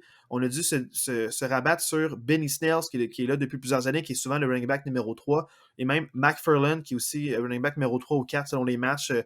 Snell et McFarland s'échangent ce rôle-là. okay. Donc, ils ont été capables de courir, d'avoir une moyenne de genre, je pense que McFarland a 5,2 verges par course, puis Snell, genre 4,6. C'est vraiment là, des Ouais, super belles performances de ces deux joueurs-là. Puis Kenny Pickett en a fait juste assez. Mais encore une fois, moi, ce que je trouve plate, c'est que Kenny Pickett, tu vois tout de suite, quand il choisit une cible, mais il lance de manière très précise la passe, fait qu'il donne une chance à son receveur. Mais souvent, c'est des passes contestées, puis je sens que c'est pas viable à long terme, mais George Pickens et Deontay Johnson ont fait d'excellentes attrapées pour les Steelers. Là, ils n'ont pas échappé de ballon, ils ont fait des gros catchs contestés. Donc, un jeu au sol qui fonctionne, a pris beaucoup de temps au cadran, des passes clés à des bons moments, quelques jeux explosifs. Ça me met en confiance pour les Steelers qui ont pu faire ça contre une bonne défensive. Oui, Marquer ben oui. 24 points contre les Colts, je suis très content. Donc, c'était quand même un match lundi soir très costaud, là, pas comme le dimanche soir où est-ce que ça Ouais, courait non, partout ben des oui. festivals de points. Match plus stratégique, mais tu vois que les Colts n'ont jamais vraiment été dans le coup. Le score est serré, mais quand j'ai vu ce match-là, c'était vraiment un match qui était beaucoup moins stressant pour moi. J'ai chanté les Steelers en contrôle du Ouais, momentum. exact. Puis, tu sais, t'en parlais la semaine passée, justement, dans le podcast, en disant que pour tes Steelers, tu voulais voir plusieurs séquences qui mènent à des points. C'est Ben, ça tu sais, que je je pense voulais que voir. dans ce match-là, tu as quand même été rassuré Ouais. de tes Steelers. Puis je pense que, tu sais, même si peu importe comment la saison finit pour les Steelers, je pense que ça démontre quand même qu'il y a une fondation qui est là pour la suite pour les Steelers, que, tu sais, le rebuild, ben, ça prendra peut-être pas 5, 6, 7 ans. Tu sais, ça peut quand même être un- une reconstruction quand même un peu rapide, là, quand même, pour Ouais, les puis avec la Steelers. débâcle des Bears puis leur choix de deuxième tour qu'ils ont eu contre Claypool, ils vont pouvoir remplacer avec un joueur de Ouais, talent. aussi. Donc, ça va être la reconstruction, va quand même être pas longue. Mais quand on parle de reconstruction, j'aime pas ça, ce mot-là. C'est plus c'est plus que je te dirais un réapprentissage. Parce que là, dans le fond, avec Big Ben, on savait comment ça se passait, ses Ouais, préférences, les joueurs pouvaient rentrer dans un système établi.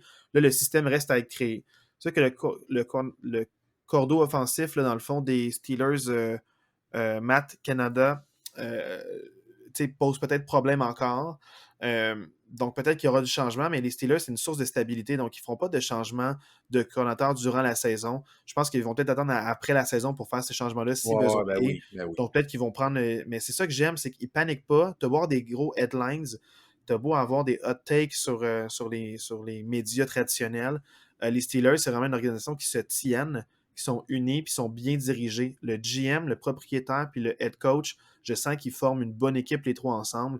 Puis j'adore voir ça. Donc, pour moi, ça C'est me rassure vraiment beaucoup cool. pour la stabilité. Quand tu as une stabilité au niveau de l'organisation, ben, c'est sûr que par rapport à l'équipe, ça stabilise le tout. Donc, moi, je suis content, je suis optimiste pour la suite. Puis c'était un beau match lundi soir à regarder, je te dirais. C'est le fun pour commencer la semaine. Super. Là, je me suis trompé dans l'ordre que je voulais faire la semaine dernière. J'aimerais, là, avant qu'on parle des matchs à venir, qu'on parle des classements de la OK, AFC et de la NFC. Ça te convient, Marc? ça me va. Parfait. Juste, portrait global, il n'y a pas eu beaucoup de changements dans la AFC. Les meneurs de division, à part, là, dans le fond, à part, dans le fond, l'ordre des meneurs de division, ça reste encore les quatre mêmes, avec les Chiefs, les Dolphins, les Titans et les Ravens. Donc, c'est encore les quatre mêmes meneurs de division. Les Bills y ont rêvé avant que les Dolphins jouent et reprennent le rang.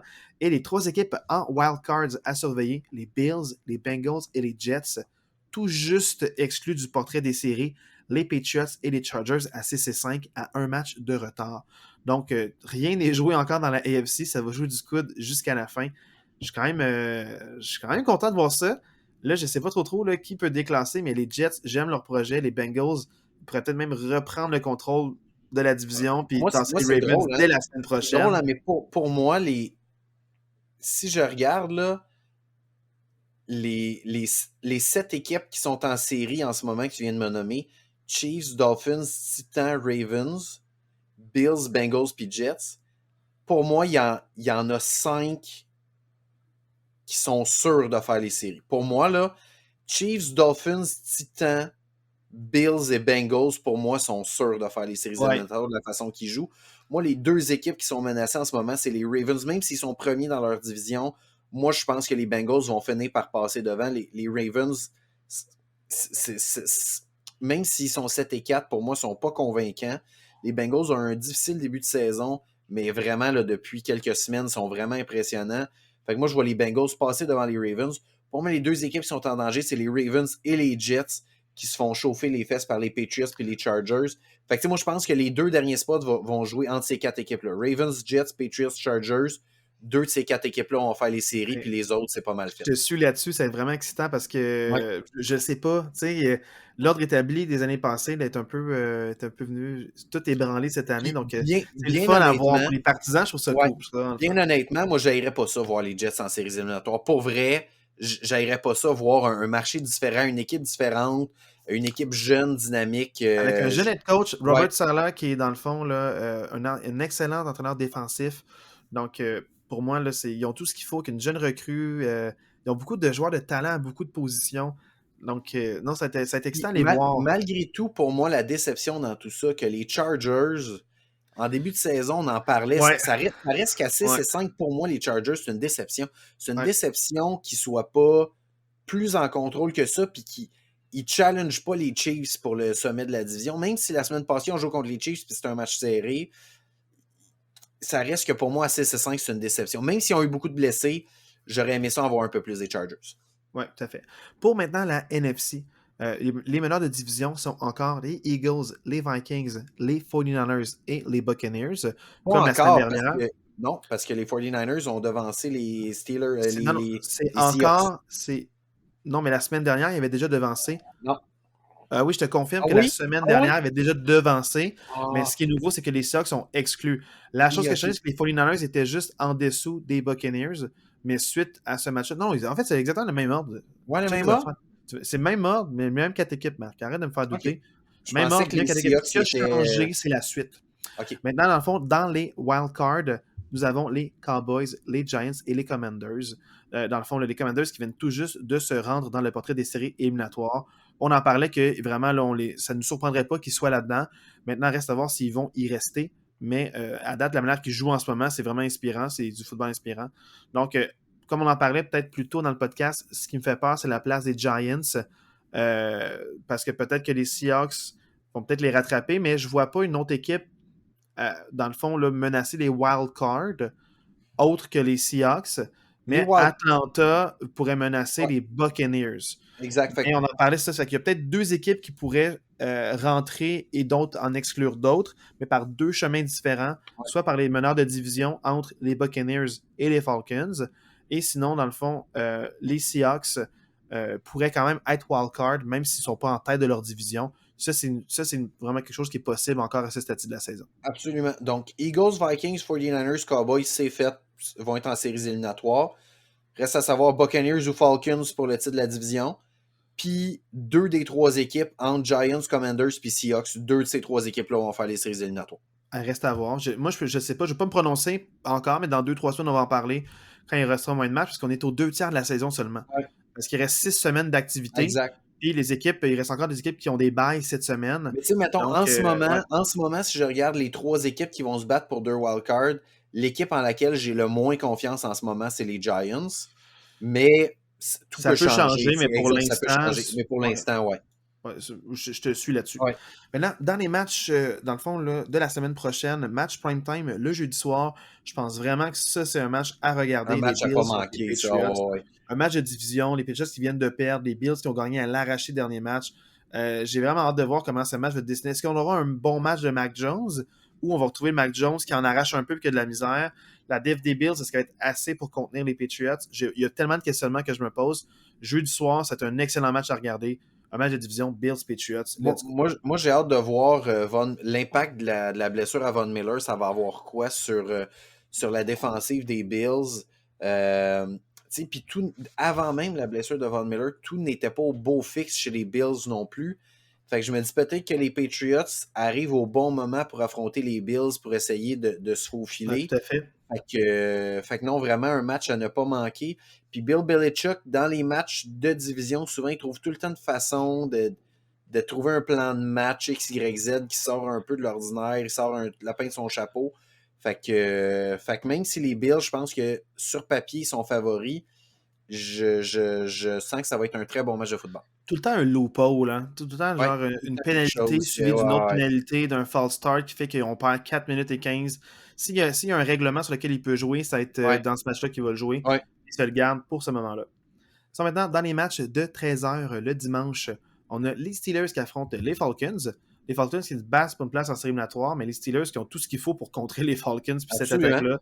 Donc, les Steelers Absolument. pourraient gagner ce match-là. C'est quand même Moi, je suis inquiet de l'attaque possibilité, là. des Falcons. Moi, je suis inquiet de l'attaque des Falcons dans ce match-là parce que ils n'ont pas été capables de mettre plus que 13 points contre les Commanders la semaine passée. Puis je pense que la défensive des Steelers est supérieure à la défensive des Commanders.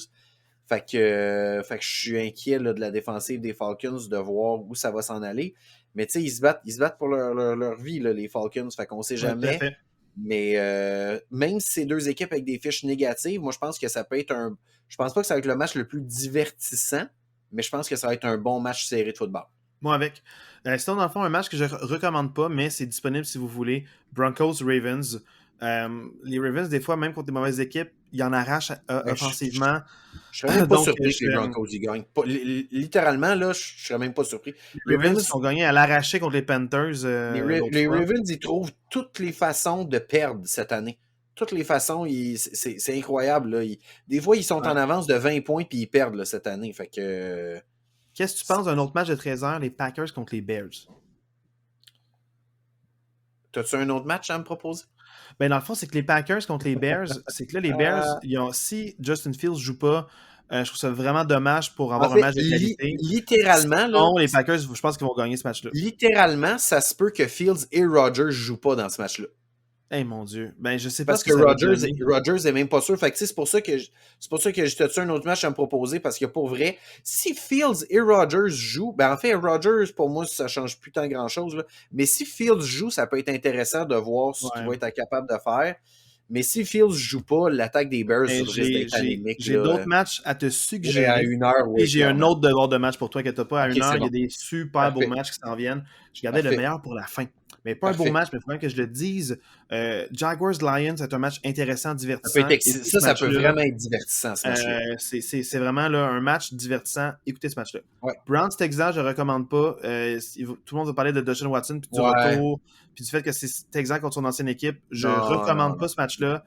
C'est pas un match émotif pour les bonnes raisons. Il y a d'autres affaires. Ouais. Dans les matchs, vraiment, il y en a 3 que je considère vraiment cool. Les 3 suivants, c'est les 3 3 suivants. Là. matchs malades Oh mentales. mon Là. Dieu! C'est débile, ça. Hey, je vais les dire tout de suite, puis on parlera des 3, Ouais. lesquels en particulier, mais Jets-Vikings, match de playoff, important pour les deux équipes, pour le classement, le positionnement. Commanders-Giants, 2 équipes qui sont presque à la même fiche côte à côte en wildcard. C'est un match must-win, c'est un match de série éliminatoire littéralement pour la suite de ces 2 équipes-là. Et les Titans contre les Eagles. Oh my God, ça va faire des flamèches ces 3 matchs-là.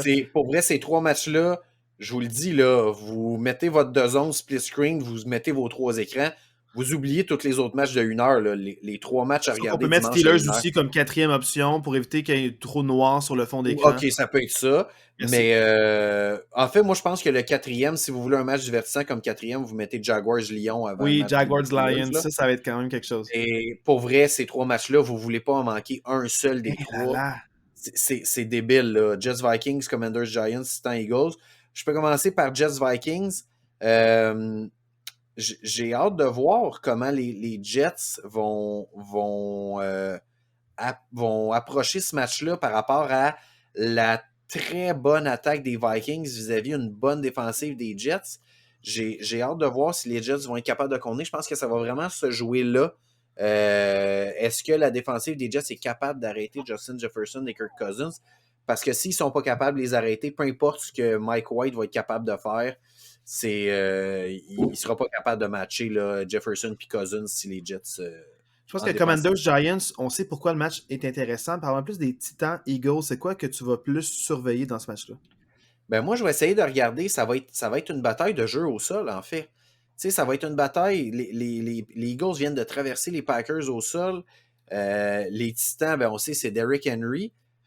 Fait que moi, je pense mais les Packers ont eu quand même du succès contre les Eagles aussi au sol. Oui, exact. Fait que c'est pour ça que je dis, pour moi, l'équipe qui va être capable d'arrêter le jeu au sol adverse risque d'être l'équipe qui va gagner ce match-là. Parce que, tu sais, Jalen Hurts, il a beau avoir une saison exceptionnelle, si tu limites son jeu par la course, autant de lui que ses running backs, Miles Sanders, Gainwell puis Boston Scott, s'il devient unidimensionnel par la passe, il n'y aura pas énormément de succès de Jalen Hurts. C'est pas ce genre de corps arrière-là. Puis contrairement aux Titans, que même si Derrick Henry est limité un petit peu, j'ai plus confiance en Tannehill pour passer le ballon qu'en Jalen Hurts pour passer le ballon. Fait que si les Titans sont capables d'arrêter le jeu au sol des Eagles, moi, je serais pas étonné que les Titans gagnent ce match-là. Ouais. Autre match. Je sais pas comment toi tu vois ça, là, mais. Je sais pas, en fait. J'ai hâte de voir parce que ça va être un match un peu baromètre pour moi, pour ces 2 équipes-là. Ouais. 2 équipes qui vont faire les séries éliminatoires. Imagine qu'ils se revoient au Super Bowl, Marc. Ça serait fou. T'imagines? En fait, c'est ça, c'est que moi, je pense vraiment que les Eagles ont le potentiel de mettre plus de points, mais souvent dans la saison, quand ils mettaient trop de points rapidement, ils se faisaient remonter par les équipes. Puis si les Eagles... Bon, en fait, je sais pas ce que je veux voir, mais il y a une chose que je veux pas voir, c'est les Eagles marquer trop de points, puis se faire remonter, puis que ça soit un match serré. Si tu es pour mettre beaucoup de points rapidement, empêche l'équipe de remonter, ce qu'ils n'ont pas été capables de faire de manière constante durant la saison. Même s'ils gagnent les matchs serrés, c'était pas des matchs serrés du début jusqu'à la fin, c'est des remontées que les équipes ont faites. On a la misère à... Dans le fond, si c'est un match serré, peu importe l'équipe, trouve une manière de gagner, mais l'équipe qui crée une grosse avance maintient cette grosse avance-là. Je veux pas que Puis, tu tolères une remontée. On va quand même se dire les vraies choses des Eagles. Là. Donner 33 points aux Packers la semaine qui vient de finir, c'est quand même inquiétant. Là. On va dire les vraies choses. Surtout que tu as mis du muscle sur ta ligne défensive avec 2 signatures de vétérans robustes avec des gros gars pour venir bloquer les gaps, puis ils courent quand même. Ouais. Tu étais supposé avoir corrigé ce problème-là, puis visiblement non. Donc les Eagles, ils sont tous à court de solutions contre la course. C'est leur grande force, mais leur grande faiblesse au niveau de la défensive. Donc j'ai hâte de voir parce que c'est une défensive contre la passe exceptionnelle, mais contre la course, ils en arrachent en ce moment. Sinon, maintenant, là, un match de division, Seahawks contre Rams. C'est pas un match que je conseille nécessairement parce qu'à 85, il y a un autre meilleur match. Et le meilleur match, c'est ton devoir de match, Marc. 49ers Oh, Dolphins. yes! Ça fait longtemps que tu n'as pas vu Tua jouer. Je veux Oui, que tu m'en parles. La semaine dernière, il s'est fait plaquer, là, son dos complètement arqué, failli mourir. oui, ah oui, Ce c'était gars-là fou est pas ça. tuable. Ce gars-là, là, il break and Incroyable. bend and stay on the game. Donc, vraiment, c'est ça. Tu avais dit bend, not break pour les défensifs des Titans, Oui, mais ce gars-là, il casse pas. il casse C'est, pas, c'est ça. il y a eu 2 chirurgies à la hanche, puis Voilà, je suis très content de mon devoir de match. mais par exemple, c'est ça ton devoir de match. Dolphins 49ers. Je veux que tu me Parfait. parles de ce match-là, puis que tu me dises un peu ce que tu en penses. 49ers qui a marqué juste 13 points, mais ils ont une défensive qui accorde pas de points en deuxième quart depuis 4 matchs. Fait 4 matchs de suite qui accordent aucun point en deuxième demi. Les Dolphins qui peuvent te mettre des points au tableau de manière Ouais. hallucinante de plein de manières. C'est un match avec deux équipes avec un haut potentiel qu'on voit loin en série éliminatoire. Parle-moi un peu de ce clash-là, là, comment tu trouves ça, puis peu importe comment ça se joue, parle-moi un peu là, Mais tu sais, des répercussions de ce match-là. tu parlais de match baromètre entre les Titans et les Eagles. Pour moi, ça aussi, c'est un match baromètre. Puis c'est drôle parce que les deux matchs, c'est un clash NFC et AFC. Tu sais, c'est pas des Ouais. matchs directement de conférence, c'est des matchs comme entre les deux conférences. Puis tu sais, si on regarde, pour moi, les Dolphins puis les 49ers, c'est vraiment un, un clash de... C'est drôle, hein, mais je veux dire, deux attaques, c'est deux des attaques qui ont le plus d'armes différentes dans la NFL. Tu regardes les Dolphins avec Tua et son duo de receveurs, qui est le meilleur duo de receveurs de la NFL avec Tyreek Hill puis Waddle. Puis du côté des 49ers, tu as Ayuk. Bon, Debo, je l'inclus moins parce qu'il n'y a pas une très bonne saison, mais il en demeure pour moi qu'il y a un potentiel avec McCaffrey puis Elijah Mitchell. Les 49ers ont énormément d'armes à l'attaque aussi. Fait que c'est deux attaques très explosives. Fait que ça risque de jouer entre quelle défensive a le plus de chances d'arrêter l'autre. Puis visiblement, sur papier, en tout cas, la défensive qui a le plus de chances d'arrêter l'autre, c'est peut-être celle des 49ers. Fait que j'ai hâte de voir ce clash-là des deux attaques. Est-ce qu'il y a une des deux défensives qui va être capable de s'illustrer, là? OK. Eh bien, moi, en fait, je le sais pas. Parce que c'est sûr que les Dolphins et les 49ers, ils ont des bonnes defs, mais est-ce qu'ils vont trouver des solutions en deuxième demi? Est-ce qu'ils vont commencer, puis chacun va marquer un touché à la première Ouais. séquence de leur séquence scriptée, planifiée, puis ensuite, les défensifs s'ajustent, puis ils vont les bloquer, puis il y aura plus de punts, puis de field goal. Ce match-là, il peut être haut en couleur, comme très faible au niveau du score. Donc, moi, j'ai aucune idée. Par Exact. contre, Puis ce que moi, je la sais, c'est dernière, que... la dernière Ah, chose que je veux vas-y. dire par Ouais. rapport à ça, juste avant, c'est que, tu sais, quand je te parlais de clash AFC contre NFC, pour moi, ça va me donner une bonne indication, tu sais, parce que depuis le début de l'année, j'ai beaucoup bâché sur la NFC en disant, ah, la NFC est moins forte. Ben, je pense que ces deux matchs-là vont aussi me donner une bonne indication de où se situent les meilleures équipes de la NFC, parce que pour vrai, en ce moment, les deux meilleurs de l'équipe de la NFC, ben, mettons, rajoutons les Vikings, mais mettons, deux des trois meilleures équipes de la NFC, Mais c'est Vikings probablement... Jets aussi, là. Non, Jets, c'est... je parle de la NFC, là. Dans la NFC, deux des trois meilleures équipes de la NFC, c'est probablement les Eagles puis les 49ers. Avec les Vikings, mettons. Avec les Vikings, mais les trois affrontent des équipes de l'autre division aussi. Oui, exact. Oui, ok, je comprends ce que tu veux dire. Les Vikings avec les Jets aussi. Ok, oui. Ouais, c'est ça que C'est je que voulais tu dire. rajoutais. Ok, oui, j'avais pas compris ce que tu voulais dire. Mais oui, C'est c'est les ça. C'est trois tops de on la a les NFC. trois meilleures équipes de la AFC affrontent trois équipes qui font les séries dans la AFC. Fait que pour moi, ces trois matchs-là vont me donner une bonne indication de où se situent ces meilleures équipes-là de la NFC. Même si j'ai beaucoup bâché la NFC parce qu'on tu sais, oui, les Eagles sont 10-1, mais ils ont majoritairement affronté des équipes de la NFC que je considère moins bonnes que plusieurs équipes de la AFC. Ouais. Fait que, qu'est-ce que ça vaut vraiment un 10-1 comparé au 7-4 des Titans? Puis même chose, qu'est-ce que ça vaut le 7-4 des 49ers comparé au 8-3 des Dolphins? Fait que j'ai vraiment hâte de voir ces clashs-là, NFC et AFC, pour nous situer, nous donner une meilleure opinion globale des deux conférences. Ouais. Marc, maintenant parlons des matchs de 4h25. Yes. En fait, il y a un match de division, le Chargers-Raiders. Je ne conseille pas nécessairement, mais c'est un must-win pour les Chargers qui se battent pour une place en série éliminatoire. Mais les Raiders connaissent bien les Chargers, puis les Ouais. Raiders sont sur une série de victoires. Donc, c'est un match vraiment là, tout peut Comme, arriver. comme les matchs des Raiders des dernières semaines, c'est un match qui risque d'être excitant. Fait que Oui, si vous vraiment. voulez voir de l'action, vous voulez voir un match excitant, ça va être un match excitant. Mais un match, là, vraiment, là, que je pense qu'il va y avoir beaucoup de points, puis moi, je pense plus divertissant, ça va être les Chiefs-Bengals Deux attaques Ouais. extrêmement potentes. C'est sûr que les Chiefs, plus par la passe, les Bengals, autant par la passe qu'au sol. Jammer Chase, peut-être qu'il va faire un retour au jeu, c'est pas clair, mais sûrement que c'est sans ligne pour venir jouer contre les Chiefs. Donc, en ce moment, je trouve ça vraiment intéressant comme duel. C'est deux équipes qui veulent se rendre loin, qui ont le potentiel d'aller au Super Bowl. Donc, peut-être même que ça, c'est un match-up qu'on va revoir en série éliminatoire. Donc, Chiefs-Bengals, ça pourrait être intéressant là, parce que si les Bengals gagnent contre les Chiefs, ils ont le tiebreaker, ils s'approchent à un match, deux autres. Donc, ça vaut la peine là, de populariser ce match-là. Je pense que c'est un match à surveiller, un match plus important qu'on le pense pour le classement pour ces deux équipes-là. Classement final, puis tu sais, les Bengals, ils ont battu les Titans la semaine passée.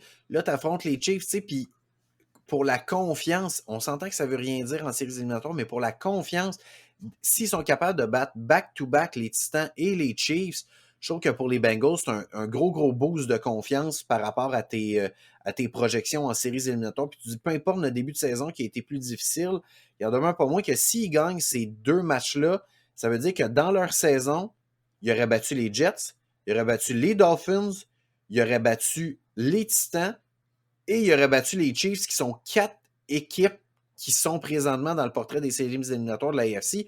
Fait que je me disais, hey, c'est quand même un Et gros ça boost voudrait de dire confiance. quelque chose. Oh, oui, Exactement. ça veut dire C'est de que là, quoi? tu te dis, hey, j'ai battu presque toutes les équipes qui font les séries dans la AFC avec nous autres. On les a presque toutes battues. Je trouve que ça voudrait dire beaucoup pour cette équipe-là. Contrairement, on en parlait la semaine dernière des Giants, qui, eux, les équipes qu'ils ont gagnées, c'est des équipes de bas de classement, de bas Ouais, de division. exact. Donc, c'est quand même un match qui, dans le fond, qui veut dire quelque chose, parce que quand tu bats des équipes qui sont une fiche en haut de 500 et qui sont en série éliminatoire, puis tu gagnes, ça veut dire que tu peux vraiment faire des flamèches Exact, rendues ouais. dans les éliminatoires. Ouais.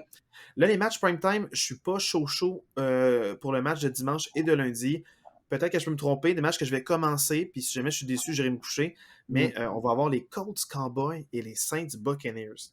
Qu'est-ce que tu penses dans l'ordre de ces deux matchs-là? Est-ce que c'est des matchs où moi je pense que les Cowboys vont gagner quand même relativement facilement, puis Colts les Cowboys, Buccaneers devraient gagner contre les moi, je vois un Saints? blowout. Colts Cowboys, moi, je vois un blowout. Là, très Ouais. honnêtement, je vois pas tant un gros duel de ce match-là.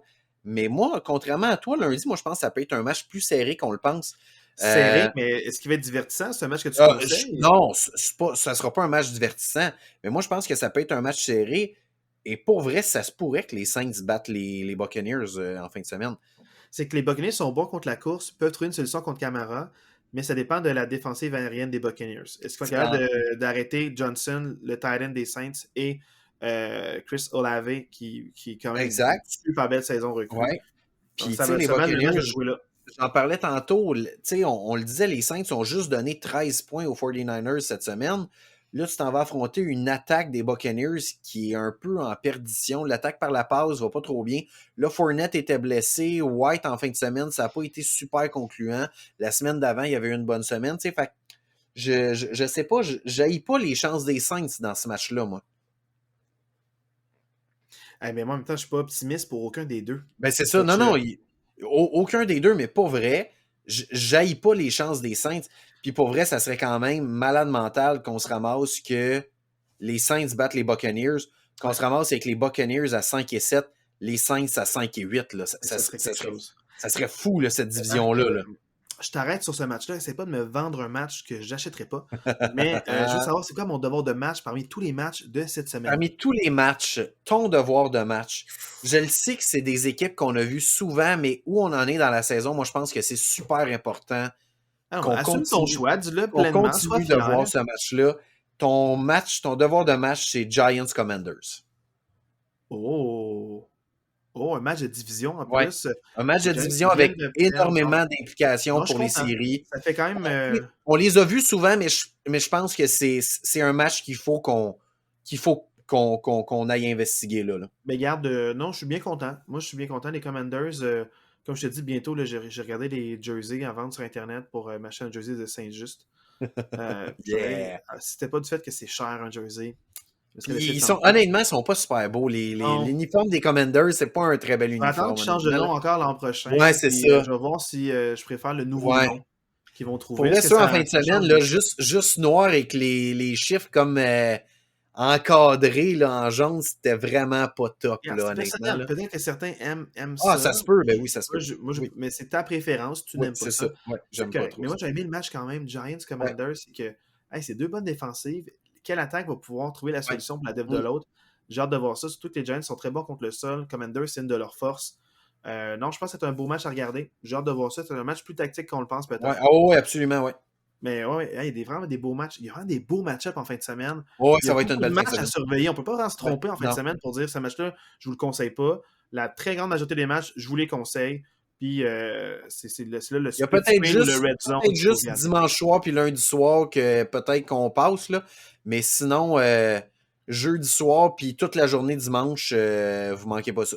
Faites à noter, il reste de moins en moins d'équipes qui sont en bail, mais cette semaine, les Panthers ne jouent pas et les Cardinals non plus.